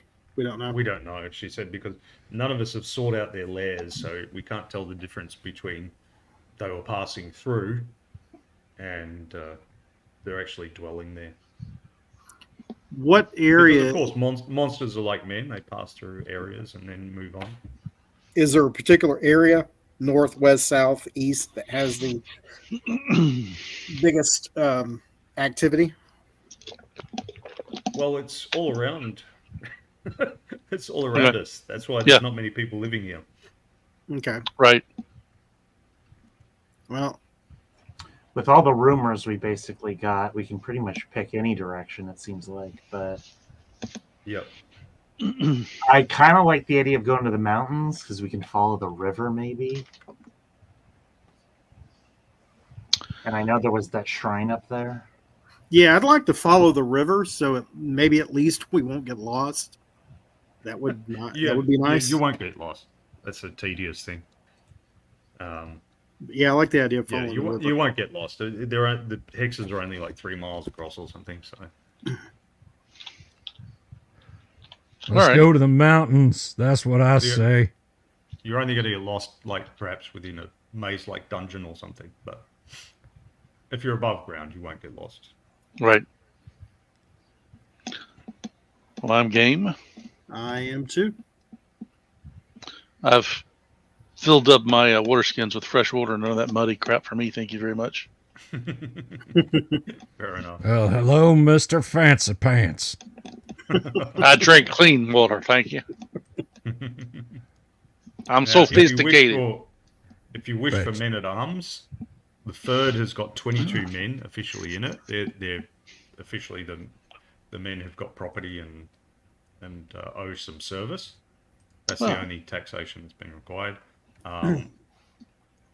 They'll give you a base of. You have to go and ask Yorpald for them, and they'll give you a base of 5. But plus or minus depending on your reaction roll. If you Okay. wish for men at arms, the men at arms would. Let me see where it was.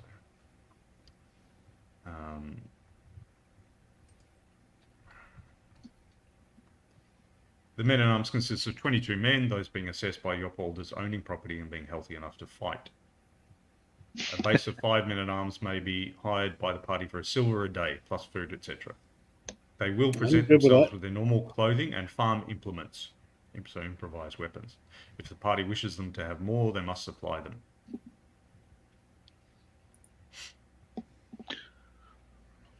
Well, it's a matter of if we want to engage large forces, we might need more manpower than we have now, or fodder. Or if we're going to be a little more scouty and circumspect about how we engage. And I say this as a magic user of only 4 hit points. I think it's not a bad idea to take a few guys with us, even if we Yeah. just let them guard the camp and like. Yeah. Absolutely. So when you say a few, are we talking like 5, 10, 15? Well, it's 5 for a silver a day. You said. A silver a day each. Oh, a silver a So- day each. So you know, how many you get, because it's the men of the third, how many you get is it's a base of 5, and then when you do your negotiations with Yorpworld, you might get more or less depending on a reaction roll. Gotcha. Okay, I'm down for that. who wants to do that reaction roll, or do you want to trust me? Surely you can do better than last time. Yes. Who's Surely. got the best charisma? No, we can't. And don't call him Shirley. Yeah, with a charisma of 5, you don't want me rolling. I have a charisma of 3, and I rolled an 11. Thank you very much. So who's the most comely? Well, I just got my hair cut. Well, my character's not ugly. He's just very off-putting. I guess we all sort of head down to Yorkwald at the Mhm. town hall, and Yes. how many do we want then? 5 Before sounds I- good. 5. Okay, so that's That's That's a nice not. round number. Yeah, it's not too expensive either. Yorkwald. I believe we're empowered to take some of the militia with us. I'm here to negotiate with you. All right, make your reaction roll. You're bald. I've come to bargain.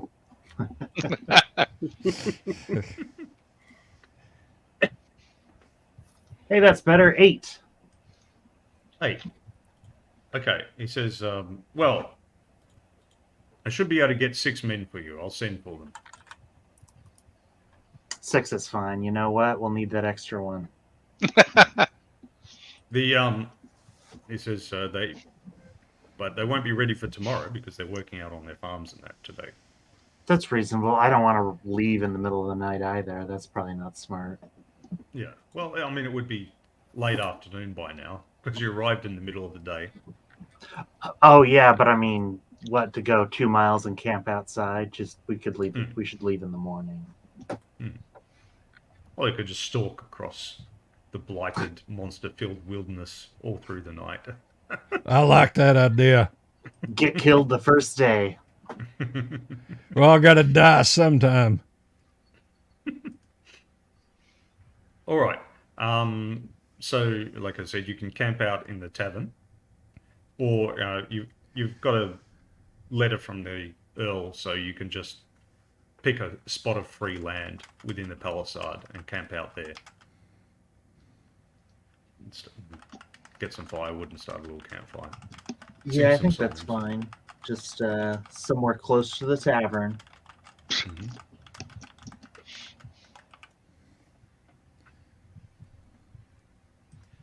All right.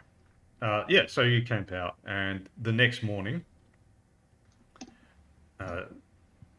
some farmers present themselves to you. So 4 of them are just the farmers who you don't recognize, and they're showing up with like a quarterstaff, in other words, a long stick, and a sickle, and another one's got a long hoe, and another one's got his short sword, and then there's 2 others there. Inga comes along, dragging along her husband Pieta, the drunkard from the tavern. Really? And he's like, I don't want to go. I've done enough wars. And she says, yeah, so you say. Prove yourself. Make yourself useful. And she pushes him forward. She's like, he's going with you. Is he one of the 6 or is he a 7th now? No, he's the 5th. And Okay. the 6th is young Silver, the 14-year-old, who Oh. shows up in chainmail and Yeah. with his Oh. shield and short sword and spear, and he has a little helm on his head, and he has Oh. Gither. His He's going to mother die first, isn't he? I So read the story. I look at her and I'm like, so you're pushing him upon us. Does that mean that he's going to offer his services for free? No, he's the 5th. It's part of the deal or whatnot. Part Okay. of the deal, yeah. I was hoping to kind of lighten the deal. If you really want to go, What was the kid's name again? Scurfer. Skirfa. Surfer. He's the best equipped. 'Cause he Yeah, has Yeah, I more know. stuff in his He's bag. now the sergeant, Sergeant Skirfa. But he gets all of his Men in order. attire from the halfling store. Daniel's very cynical. 10 will get you 11. The kid dies first. And none of us can wear his armor.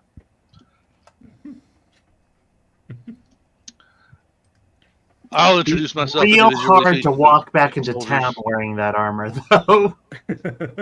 So yeah, and Pieta is equipped with his short sword with all its nicks and rust upon it, and his dirty tunic, and he doesn't even have a helm. He just has his dirt encrusted hair. You'll do fine. He Well said- met, fellows. he Well said, met. He said, "Will there be some ale rations with this gig?" That is a good yeah, point. well, I'll give you some ale. I'm good with that.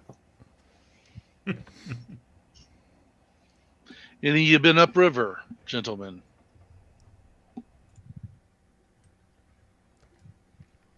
No, they say. Well, that's you're where we're all headed. about to be. Yeah.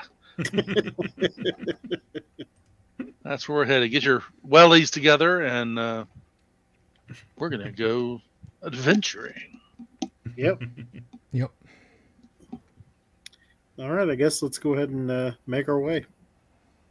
Is this upriver part something that rafts can go up and down, or is it much smaller? Well, it's pretty shallow at this Okay. stage. So yeah, the rafts can't really, like a full-on raft could do it, but a barge like you were brought to, They don't brought to go the farther village out. in, that wouldn't be able to go any further. I mean, Okay. you think that's probably why they built the village here? How far north can we go with a barge? Okay, we're stuck here, right? This is the place for the village. Makes So sense. what side of the river is the village on? Are we on the south side North. or the north bank? North side. The north bank. Okay.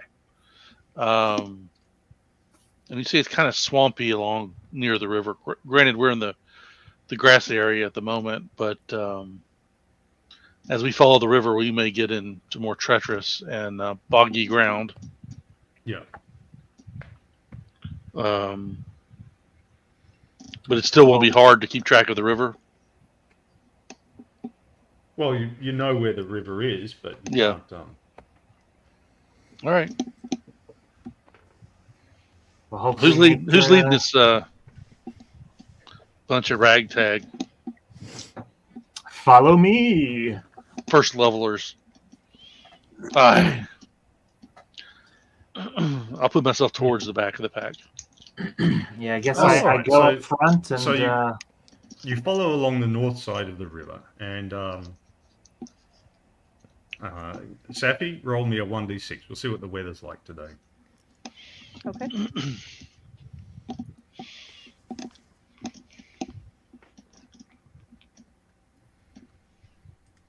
That is a 5, Kyle. It's a warm, sunny day. Warm, sunny day. That's good. You don't want to be setting up to adventure in the rain. It's Nope. foggy enough around here already. Okay, so you go along the river with your men-at-arms and yourselves. What's that, a party of 10 or something? How many are you? Sounds about right. There's 1, 2, 3, 11. 5. There's 5 of you, so 11. Party of 11. You go along by the river. And Skirpa's all keen. He's very pleased with himself that you let him come along. He'd obviously expected to be rejected as just a kid. So he's very, very pleased at. And and Peter's not very happy at all to be coming along. He takes the occasional swig of ale, but he keeps ranting about how his wife doesn't respect him, despite all his great achievements. Yeah. And then the other 4 men-at-arms, they're just farmers, so they're not particularly lovely or obnoxious. They keep to themselves, and the occasional one feels the edge of his sickle or something, and is obviously wondering how well that's going to go against any monsters. But so go along on this sunny day, and then you make a wandering monster check. Because as well as the monsters that are in the hex, you may encounter the monsters from the adjacent hexes Woo-hoo. who happen to be wandering. Who's feeling lucky? I'll roll it. So 2d6, and on a 10 plus, you get a wandering monster. Woohoo! A 10. Action! Wandering monster time. Okay, so the wandering monster. So roll a 1d6, and on a 1, it'll be the monster from the hex. A 2 be from the monster from the northwest hex, and so on. 4. So So 1, 2, 3, 4. Okay. I don't like that laugh. Oh, that bodes well. That's not a good laugh. Okay. You hear a Well, you're going like through sound. You're going through a grassy plain, so it's very obvious to you. You see ahead of you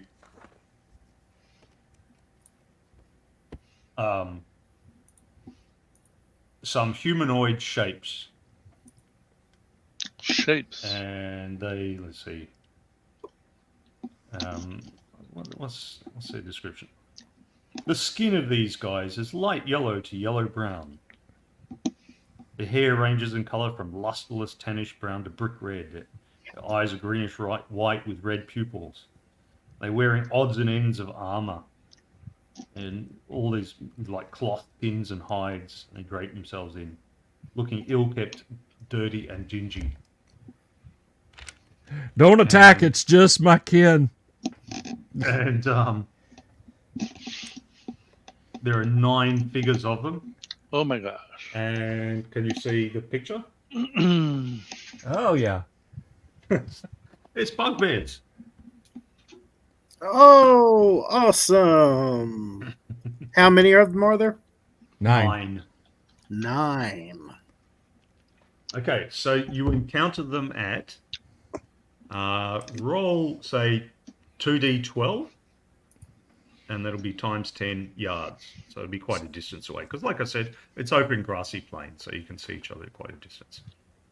Somebody else want to roll? Sure. Oh, somebody else did. 2d12. Okay.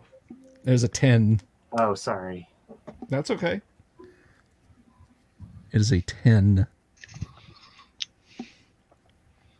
10 yards. It's a little close. Was that 2d12? Yeah, it's 100 yards because it's 2d12 times 10. So you see them when they're 100 yards away. There's, the plain's not completely flat. The grassy plain's not completely flat. There's little rises, and you come up over a rise, and they come up over a rise, and you stop, and you see each other. You see 9 bugbears. Okay, this is where you do a reaction roll, 2d6, to see whether they instantly attack you or they decide to parley. How you react to them is up to you, but how they react to you is up to the dice. Am I doing another reaction roll for my charisma? Yeah, sure. Sure. Oh. 4. Or they go "Arr, arr," and shake their weapons in the air, and they start jogging over to you. Well, at least we don't have to go over to them. All right. I'm going to kneel and set my spear. Oh, there we go. I attempt to get the people on a Get line. Bob in there, give them the kid. Daniel's ruthless.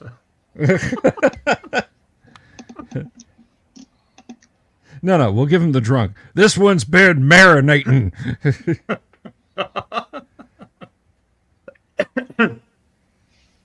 Okay.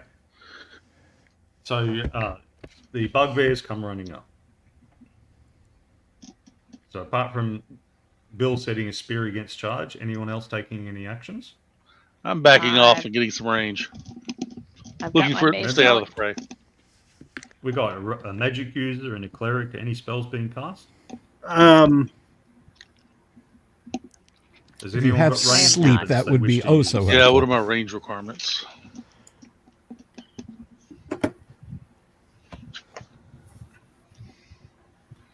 All I've got is They're sleep running at first towards level. you, so you can cast spells and ranged weapons at them before they hit melee. How far are they from where we are now? It's at 100 yards. Well, they started 100 off yards. at 100 yards. Is the area that we're in tall grass? Is there any place to Yes. hide? Well, there's if you sort of ran off in a random direction and dropped down, then Like you'd I be able did. to hide on an immediate basis, especially if the main body of people was So staying he- put. If any individual ran off, they'd probably be ignored. Here's what I want to do. I want to duck down, and I've got my light crossbow, but I want to be hidden when I attempt to shoot them, if that's possible. Yeah, you've got the entire round because they only reach you next round because they're Right. 100 yards away and they're moving at 9 inches, so Right. they can only travel Okay. 90 yards around. Oh, okay. So they're I basically will be- charging, and but they'll still only reach you next round. I will use my spell Bless. Yep. Okay, bless. Any other spells going off? I'm going to. I'm a first level sleep caster, so it's only 40 yards. Mm-hmm. I'd want it to go off after they get in range, so that's next round, I assume. Yep. Okay, so already at next round. Yep. I'm going to And, ready next round as well.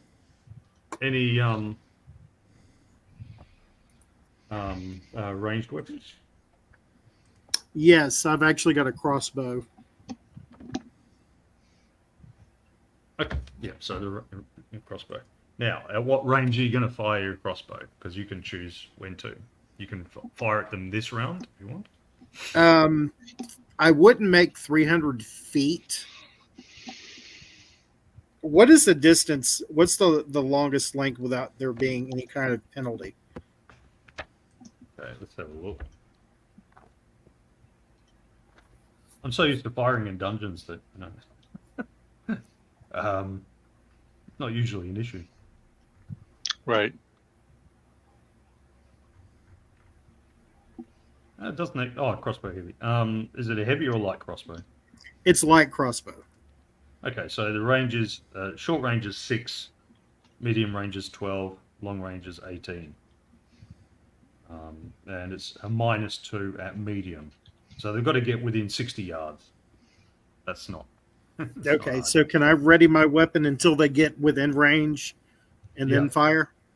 Yeah, you can ready and then fire, but you can't hide and then fire. Okay, You'd have I'll to do fire that. next round.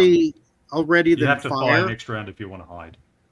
No, I'll ready then fire when they're right there, just past the 60-yard mark. Yep. Okay. Plink. Make a roll. No, apologies. My DM screen. I didn't think of my DM screen because I'm not trying to hide anything.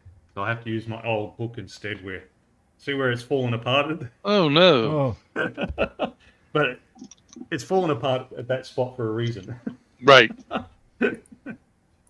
welcome, Odd Scimitar. Thank you for joining us. You're late, so of course you'll have to throw into the super chat donation box. I'm kidding, of course. All right, so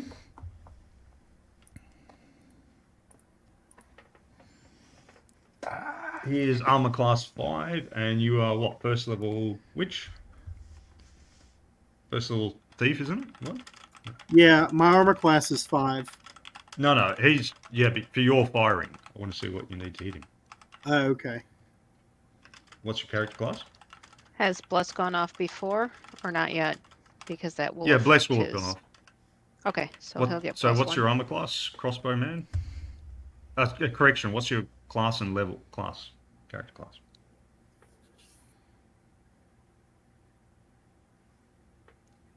We can't hear you, Dougal. You muted yourself. You muted yourself, bud. Hold on. Oh, sorry. I was reading your funny in the chat. What was the question for me? What's your armor class? 5. Sorry. I just want to know the crossbow guy. What's your character class? Oh, I'm a thief. Thief. Okay. So to hit AC 5, you need 16 or more, but you've got bless as well. All right. I guess I'd go ahead and roll. Yep. All right. So basically, you need a 15 or better. Let's see.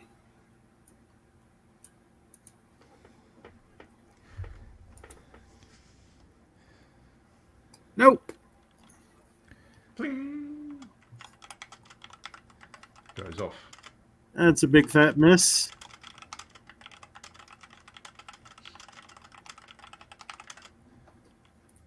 Alrighty, so that goes flying. So crossbow bolt goes flying across. And the bugbears come on. Now, how about the sleep spell?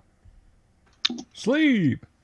I'm ready. So Are they in range? just I'll let it roll. go. Just roll any die, because 1 to 2 of them will fall asleep.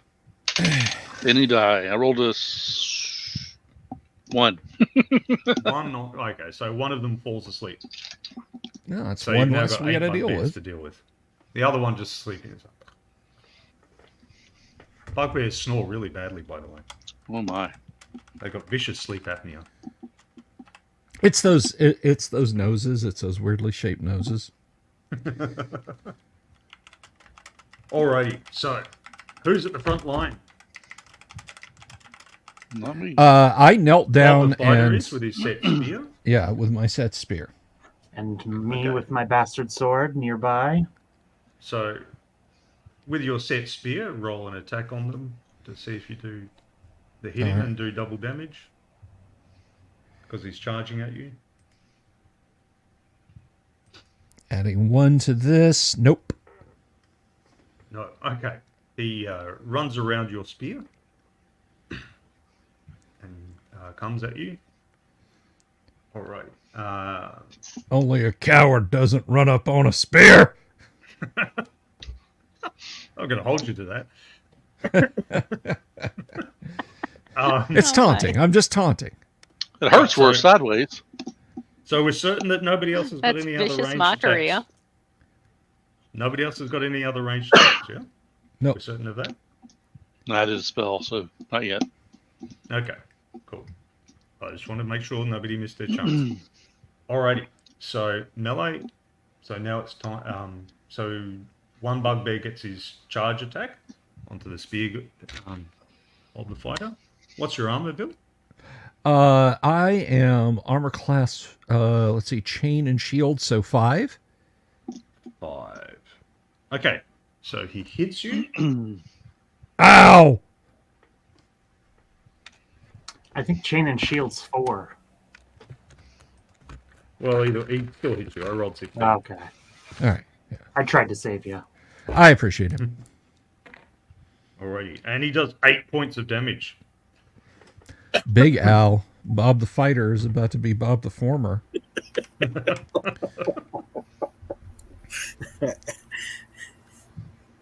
Alrighty. Now it goes to regular initiative.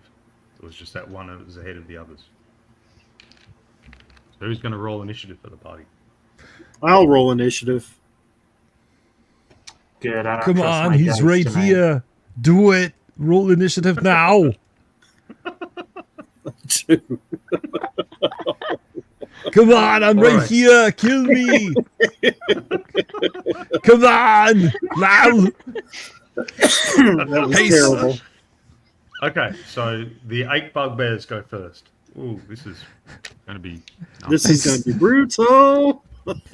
Hey, Bob Okay. Zero. Now Plane Zero.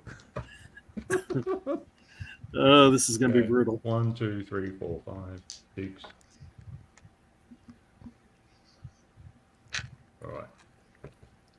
So I've got my 6 d20s All right. for their attacks. Alrighty. So how are you guys lined up? I was in the middle. It's up to I'm, the fighter or fighters how people. How the I think party's I organised. was second position. Yeah, and you logically would put a guy with a shield up. You know, in theory, you have a shield wall, but Yeah, up that's to what you. I was You thinking. can just be is together in a huddled mess if you want. That's up to you. I Or you can was- have like lines. I was more of a shield saloon door, but I'm going to be kind of on the right side, Yeah. kind of towards the front, because I do have a shield, but it's not a huge shield. It's a small shield, so. Okay. I'll be So the front men at arms are in the center. middle, are they? I Yeah, don't have yeah. shield. I just have leather armor and a helm. Okay. Saf, that will miss. Okay. Who else we got? Sure enough. I'm off in the back. On the mouse pad. Okay. So it won't get you then. How about you, Vinny? Where are you at?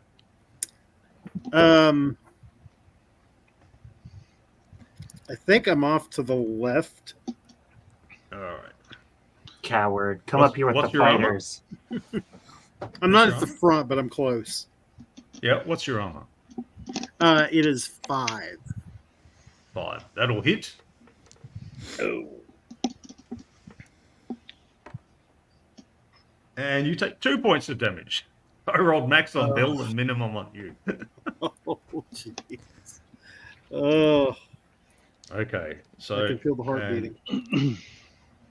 men at arms. So first on the young lad. Miss. Next on Pieta, the drunkard. Miss! The drunken Next master on- lives. So far. Next on Nameless Farmer. Ooh. Oh no, Never not heard of nameless. this film. Oh, 5 points on Nameless Farmer. Oh, how many hit points did he have? He has 1d6 plus. Oh, but he's still up because he had max hit points for a man at arms. Woohoo! He had 7 hit points. All right. One more. Miss. Miss? You guys have been lucky so far. That Alrighty. luck's about to run out. Now it's your turn. I'm going to draw my Boys longsword and and girls. put it in one of these bugbears. So remember, Mhm. ranged weapons goes first. So anyone who's off to one side or is behind the line wants to have a go. That would be I. If you fling a ranged projectile into melee, you have no penalty to hit your target. But if you miss your target, you do a second 2-hit roll on whoever they're engaged in melee with. And if you hit them, then you hit them. If you miss, that's fine. But, you know. So I've got a crossbow. How far am I from one of them? Well, you've got to spend the next turn reloading. Yeah. Next No, round, sorry. I'm gonna draw my. I'm gonna draw my dagger. Okay. You could draw your leg and run in. Bugbears are large. I'm on a They are indeed. Awesome. Okay. I'll let loose with my sling against the bugbear who got unnamed farmer. Okay. As long as there's no one on me. I mean, I'm behind the line trying to hide. Yeah, there's a no little one on you. bit. Okay. You're going to try the David and Goliath thing. All right, Yeah, go, David. something like that. Roll. Well, we haven't rolled initiative. 8. No good. You rolled initiative before, they won. Okay. I missed So anyway. now you're doing your second one. Your response to them. So what'd you get? And don't forget we have Bless on. Rolled an 8. That's a miss, I believe. Yeah, that's a miss. I need high doubles. They're AC 5. Right. AC 5. Okay. Okay. Next, any spells? The magic users should have run out. I have run Cure light out. wounds, anyone? Yes, Anyone? I have. Cure light wounds? Just putting that out there. That could be a spell you could cast. All I have left is cure dark wounds. Yeah. That's well, And that Bless. I've got that one. is I gotta wait till I some- get some experience. purplish blood. So No, because what's your wisdom? Remember, you might Oh, have wisdom. actually, my buff. wisdom's 17. So Yeah, so you'll have extra spells. okay. So when you are wisdom 17, you've got an extra 2 first level spells. Okay. So you get 3 a day. Oh, nice. Okay. So yeah, you can cast a spell now if you wish.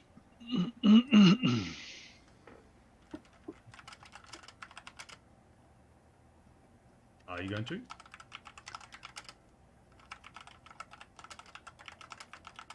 Command. Oh. Yep. Have a look.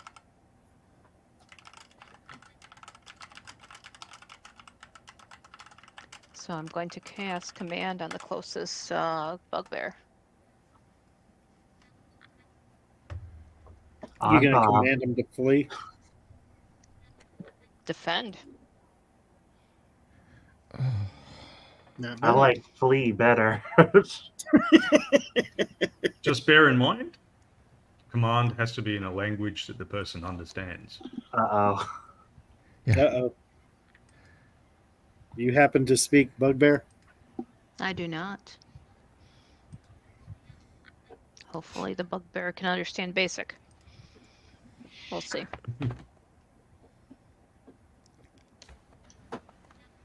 How does that sound again? Okay, so you call out command, and you command. What's your command to him? Defend. Defend. Okay. Isn't the best form of defense offense? Anyway, all right. He doesn't change whatever he's doing. He's continuing in melee. Okay. Right, bro. So he either didn't understand or, which is fine. Or made his saving throw. He may not be a linguist.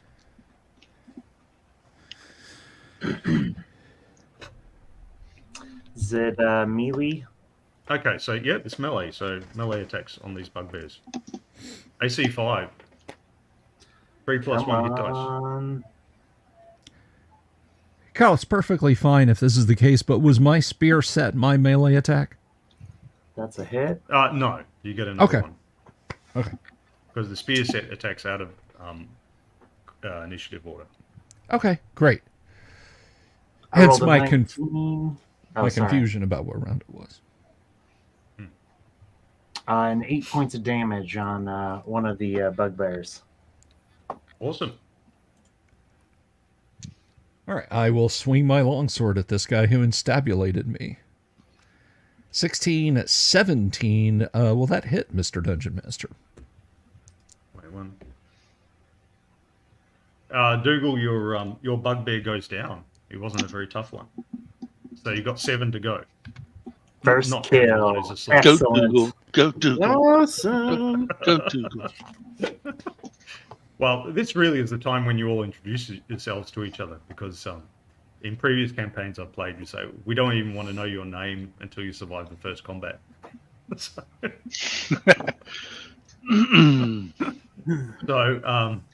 anyway, so there's 7 to go. So, Bill? I did get a 17. Oh, that'll be a hit. All right. And he is of the large variety, so 12. He takes maximum damage. Oh. That's more than his hit points, too. Oh, Nice. that We goes might two. There's now live. 6 left. You hurt Six. me and I'll hurt you! Do that again. Just like All right, I turn around and stab the character who said that. You didn't specify! All right. So there's now 6 bugbears. Daniel, no, I do not have exceptional strength. Or even a very high strength. I guess I'll go with my dagger. Did you guys? Did none of you get your blades sharpened? not yet. No, I don't think Doesn't anybody matter. did. Yeah. I got a whopping 6. Okay. Yeah, I completely. 6 will not hit. Nope, I swung at the air. I You made a can't swoosh. throw that into somebody's back. All right. Has everyone had a go? I believe so. Yes, I believe so. Mhm. Next round, initiative. I'll try that. All right. Oh, gee. Don't try that again. I won't. That'll be the What'd last you get? one. A 1. A 1. Okay. The bugbears go first. All 6 of them. Oh, that's terrible. All right. The one on Bob the Fighter. Let's just get Gets this a over with. 1 out of on his D20. So Bob the Fighter's okay. Phew! The one on Safi's character gets a 3. What's happening to my dice today? Good things. Nice. The one on Dougal's character, 15. Ooh, what's your armor class? 5. 5. Ooh, that might hit. That might hit. Hassan It does Chop. hit. Ah. Does hit. Ooh. Chop, chop. 4 points. 4 points. Ugh. Don't defend with your face. All right. The I'm one bleeding, on making me the victor. the one on young Skurper, 7. What do you, Scarper? The one on the drunkard Pieda, 11. Ooh, ooh. He's not wearing any armor. So No, he's not. And now he's not wearing So, any yeah. skin. Yeah, he'll be hit. I'm calling not it. But Telling the roll widow. minimum damage. 2 Oh my points God. on Peter. And so Peter's still up. Maybe his wife will be sympathetic now. This is the That'll moment teach where you, it changes. How has no one died yet, Daniel? They have been lucky. The Give them dice time. This is the only- dice be weird sometimes. This is only like the second combat round or something. The third. Okay, and one last attack on Nameless Farmer. Ooh. Oh, that farmer goes down like a sack of halfling shoes. Oh no. Well, Unloved Scurfer and wasn't unwanted. first. They're dropping like flies. Stabbed horribly. I guess that saves us a silver. Look on the Business bright like. side. Cleric of Oh, Blared, I believe. Alrighty. Now it's your guys' turn. Ready, Ranged attack Glyphling. first, spells. I step up to one of the bugbears and say, "My sword is a part of me, and now I'm going to make it part of you!" Oh, I saw that 16 for a second there, but I missed. 7. Plus It's- 1 with the bless. Don't forget the Well, bless. I don't think an 8 from a first level fighter is going to hit this I thing. know. I'm not wielding a +5 Vorpal Going sword. up. What you gonna Yeah. I'm trying to find my damn die. All right. I hit with the bless. do? You hit with the bless. And Roll your damage. 11 points of damage. Ooh, What are now you let's see what his hit swinging that you're points doing 2d8? A bastard sword, He's two-handed. swinging Conan's are. sword. It's against a large.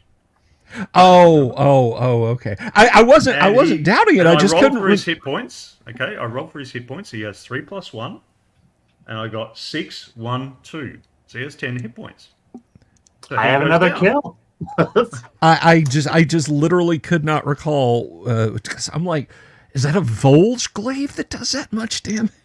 All right, so now I- four All of right, the I original- studied the chart for a while. Good man, smart fellow. So 4 of the original 9 bugbears are down. Okay. I so rolled a you've now 20 got on my 5 sling up. toss. Oh, So cool. I actually hit something. What is All it? right. 1d4 is it damage? Yeah. Well, depends. Are you firing a bullet or a stone? It's a bullet. Okay. 4. Oh, awesome. I'm rolling high all of a sudden. I like that. Now, but no, he has a massive 9 hit points, this bugbear, but 4 still doesn't hit. So you hurt him. I'll take it. I guess I'll go next with my dagger. Yep. Stick him with a pointy end.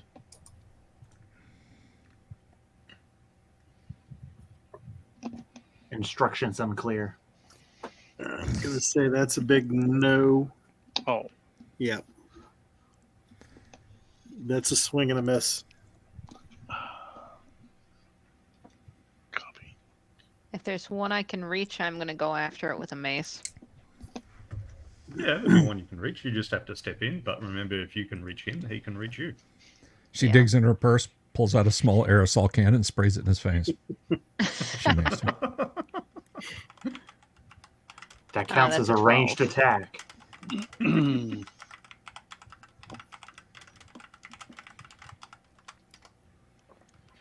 Jimmy, Not what sure have you if missed?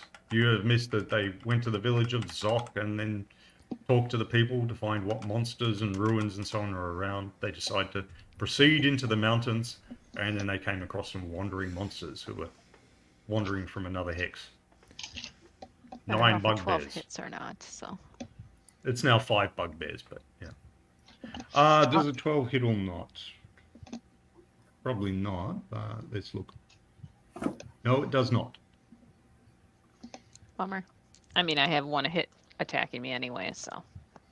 Yeah. All right. Who would like to now? They've lost a little under half their number.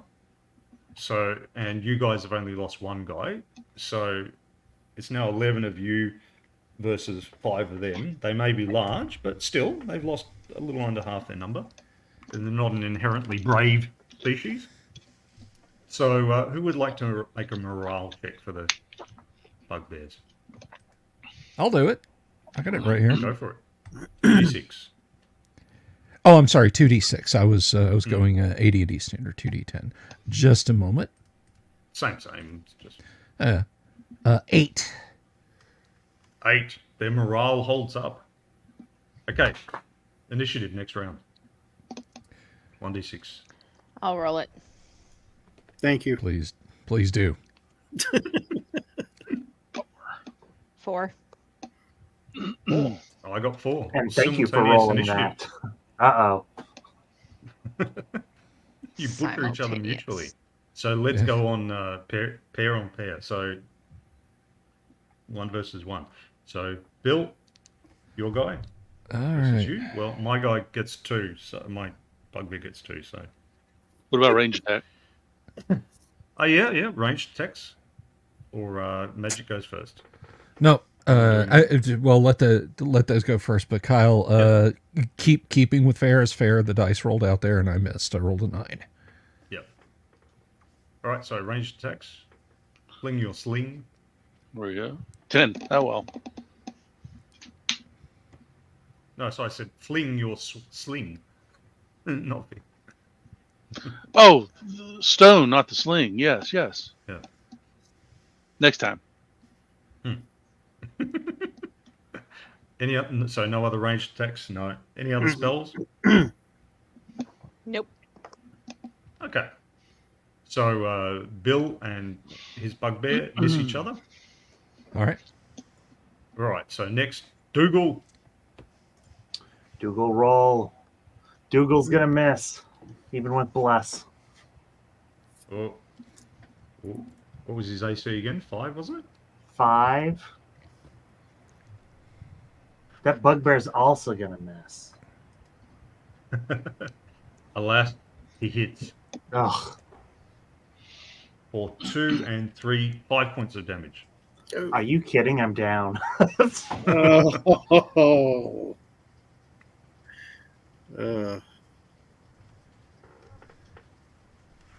Is that sleeping bugbear still asleep?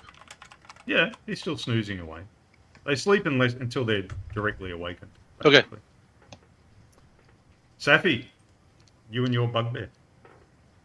Okay. Ooh. That's an 18. Oh, you hit, he misses. Roll your damage. Straight up 6 for 6. So 6, you get 6 points of damage. Okay. Yep. And what does he have? He was previously hurt. So is he? Shit. Let me check my notes. Oh, he is down. So you're now down to 4 bugbears. Nice. This is a bit Yes. attritional, but it's a bit Battle of Passchendaele. But anyway. Alrighty. Who else is there?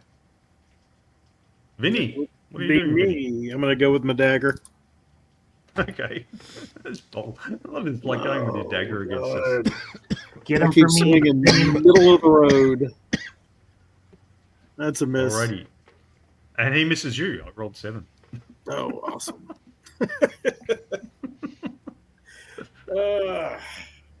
Alrighty. Next turn. There's now 4 bugbears left. Who wants to do a morale check for the bugbears? I gave What them about- good morale last time. Let somebody What else about our do it. farmers? Are they doing anything? Yeah, they're doing their attacks, but unfortunately they have not been successful Okay. because they're 0 level men at arms. Yes. I'll cheer them on. I'll roll You a want me to do d6. it? Okay. Go ahead. Hang on. Let's give Skirfer might have a better chance. Whoa! Let's go, Skirfer. He's 20. So he just hits. And he had his spear, so it's what, 1d6 damage? 6. Go Scurfer. 1d8 for large. Oh, yeah, good point. Now let's hope for you that I don't roll less. But he got 4. If it's 4, it's on a D8. You should keep quiet.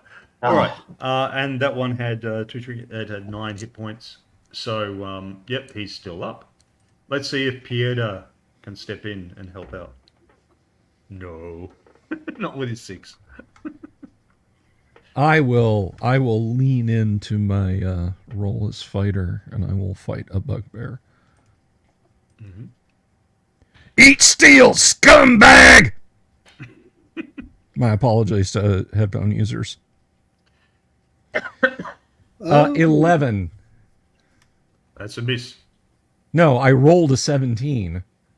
Oh. +1. Oh, okay.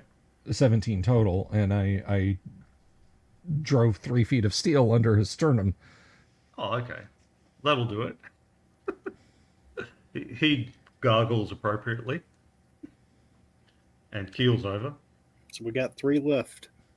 3 left, yes. Do you want me to make a morale check for them, you said? Yes, please.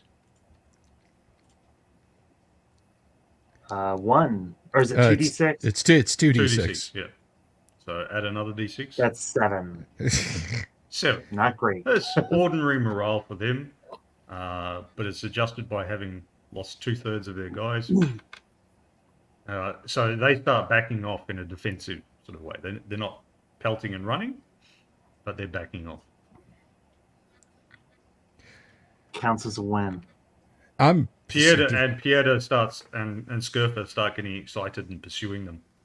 I gotta back them up. They can't, can't let them live. Kill them all. Oh, and Robert Phillipson was seeing themselves pursued. They get another morale check. They might decide to stand and fight, or they might panic and just drop their weapons and run. Come on, everybody, let's kill them. Let's kill them. Now, if I want to use my crossbow again, I've got to ready it. Or yes, that's correct. You ready it for a round and because I actually get a bonus on that. Yeah. All right, I'm just going to go with the dagger. Chase them down with the dagger. So But you got a little everyone's breathing chasing room these guys now with to a do dagger. it. All right, Yeah, Dougal, you want to do. make another morale check for the bugbears who were retreating to see if they. I made the run. same morale check for the bugbears. Oh, the 7, right? So they're already feeling on the edge, but then they get pursued by these maniacs. They drop their weapons and run. Don't we get as they're dropping their weapons and running, you can basically murder them at will. Or yes, 9 Yep. move or greater, as long as you can catch up to them. But they move at 9, so you can just like keep stabbing them and chase them. Yep. I want to Butcher them horribly. attack one with my dagger. Yeah, we don't have to roll all the details. You can slay them. Okay. I'm going to check down. So you slay the 3 retreating ones, right? So Yeah, you've got I'll one help. surviving. Okay, so the final tally is 8 dead bugbears, 1 surviving bugbear who's still snoring away, snoozing away happily. You have got 1 man-at-arms who is bleeding out on the ground, and you've got 1 Dougal who is bleeding out on the ground. Anyone can stop their bleeding. They will die at the negative of their constitution. Right. While everyone's The kid pursuing did the indeed bugbears, survive, Daniel, without a scratch. So I'll I'm lend a going hand to the bleeding. I am collecting their belongings, Mr. Game Master. Hey, The bugbear's belongings, not the character's belongings. Do we have a cleric in the box? Yes. Yeah. Yes, we do. I'm going to cast Cure Light Wounds on Thank our you. party member, Dougal. thank And I'll stuff some you. dirty socks into the farmer. Each of those bugbears had 15 gold. So between the 9 of them, that's 135 gold. All right. Can you hear I me? did. Yes. Okay. I'm helping the other farmer. Every time I stoop to cut a purse off of a bugbear and collect their gold, I spit on them and say, "I hate furries." What about your captured bugbear? Is he deceased bugbear? Oh yeah, he gets sword through face when I get to him. Shick. Should have You might have woken him liked him up when you and got just to know been him. like, "What are you talking about? You've always been with us. Here's your sword." So I'll let Dougal, you want to roll for your healing? It's 1d8. Oh, yep, 1d8. 5. Awesome. And I've never Man, seen a back up. bugbear before, so I'm going to examine all of them and just note what is similar and different and along those things of an intellectual academic standing. Mm-hmm. I also, as I collect the purses, Kyle, I am going Yes. to sever their ears. Mister, those will go in a sack, and Mister Sleepy Guy, he gets his head removed, and it goes in the same sack. I'm going to take it back to town and show them what we did. Right. Smart. Okay. I'll cut one head off. Snacks if we get hungry. All right. Are you heading back to town then? Question: Would I Yeah. be aware of anything of I don't know, teeth or anything of value? I mean, is there anything of them organically that someone could use in industry? Or Yeah, traditionally, elements of them get used in magical spells and in preparing potions and that sort of stuff. would anything be appropriate? I mean, yeah, I'm level nothing, so Yeah. is there anything worth me asking one of the other fellows to cut off? Yeah, we can have a look through your first level spells and the material components and stuff, and I'll have a look through Okay. the potions and that to see what's appropriate. Sure, Because I know a couple off the top of my head, but I can't remember them all. But yeah, not a problem. Thank you. so yeah, you look through them and get them. All right, and so you guys are heading back to town? I have one hit point. I'd kind of like to. Yeah. I think we will. Yeah, I can want to get healed So you up. just went out for a morning stroll and had a little tussle. Found a bunch of money. Yeah. Who found a bunch of money? Well, you've got the bugbear weapons as well now. I mean, they're not Yeah. really great weapons, but they could be sharpened up and perhaps rehabilitated too. And you could perhaps equip your men-at-arms with them. Okay. Yeah, let's take that back with us, any of the equipment, but we'll deal with that when we... Yeah. How you'll much? deal with that in the next session. I'm sorry, you said that was 150 gold total, Kyle? 135. 135. Okay. Yep. There's various and sundry weapons and that which I'll tell you about next time. All right.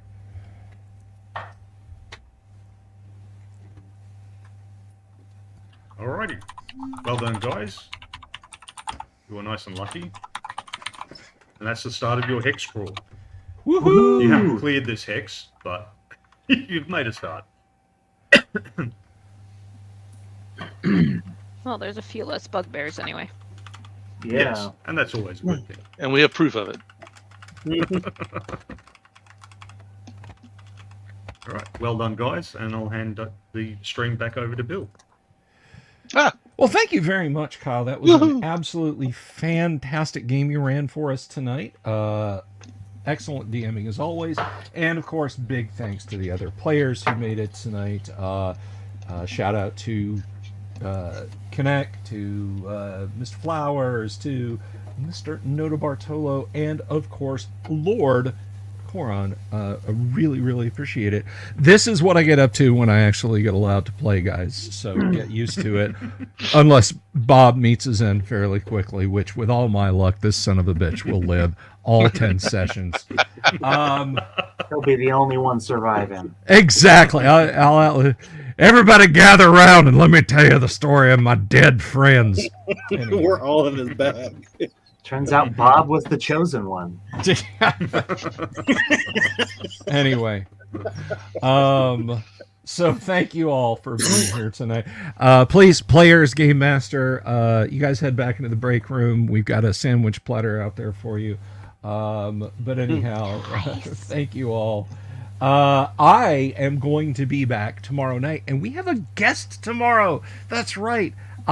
Your Uncle Bill, did something very nice for you guys. We have Paul Stormberg. He's going to talk about the Dragon Days Festival. He's going to talk about his podcast. We're going to learn some more TSR and D&D lore from him. It is always great to have Paul on the show. So do not miss tomorrow night's live stream. And then, of course, Friday, I'm back in the driver's seat because I will be running some classic Gamma World. Who will survive? What will be left of them? You'll just have to tune in to find out. But until then, guys, just count your lucky stars and thank goodness that we did not encounter any owl bears. Love you all. See you tomorrow night. Have you seen my owl bear?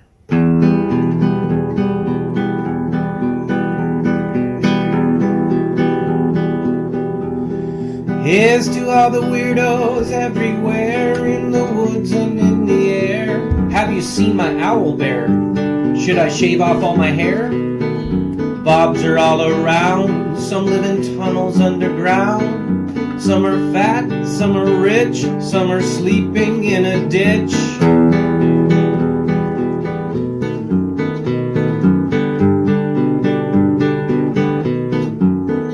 Can you ride a crooked horse without a saddle, way off course? Naked as a toad, all the way to Smoky Joe's. Have you seen the little creep driving fast in his little green Jeep? He smells like fish and brandy, but his rotten teeth look dandy. Take me to the show, I don't care if fast or slow. From action flicks to dancing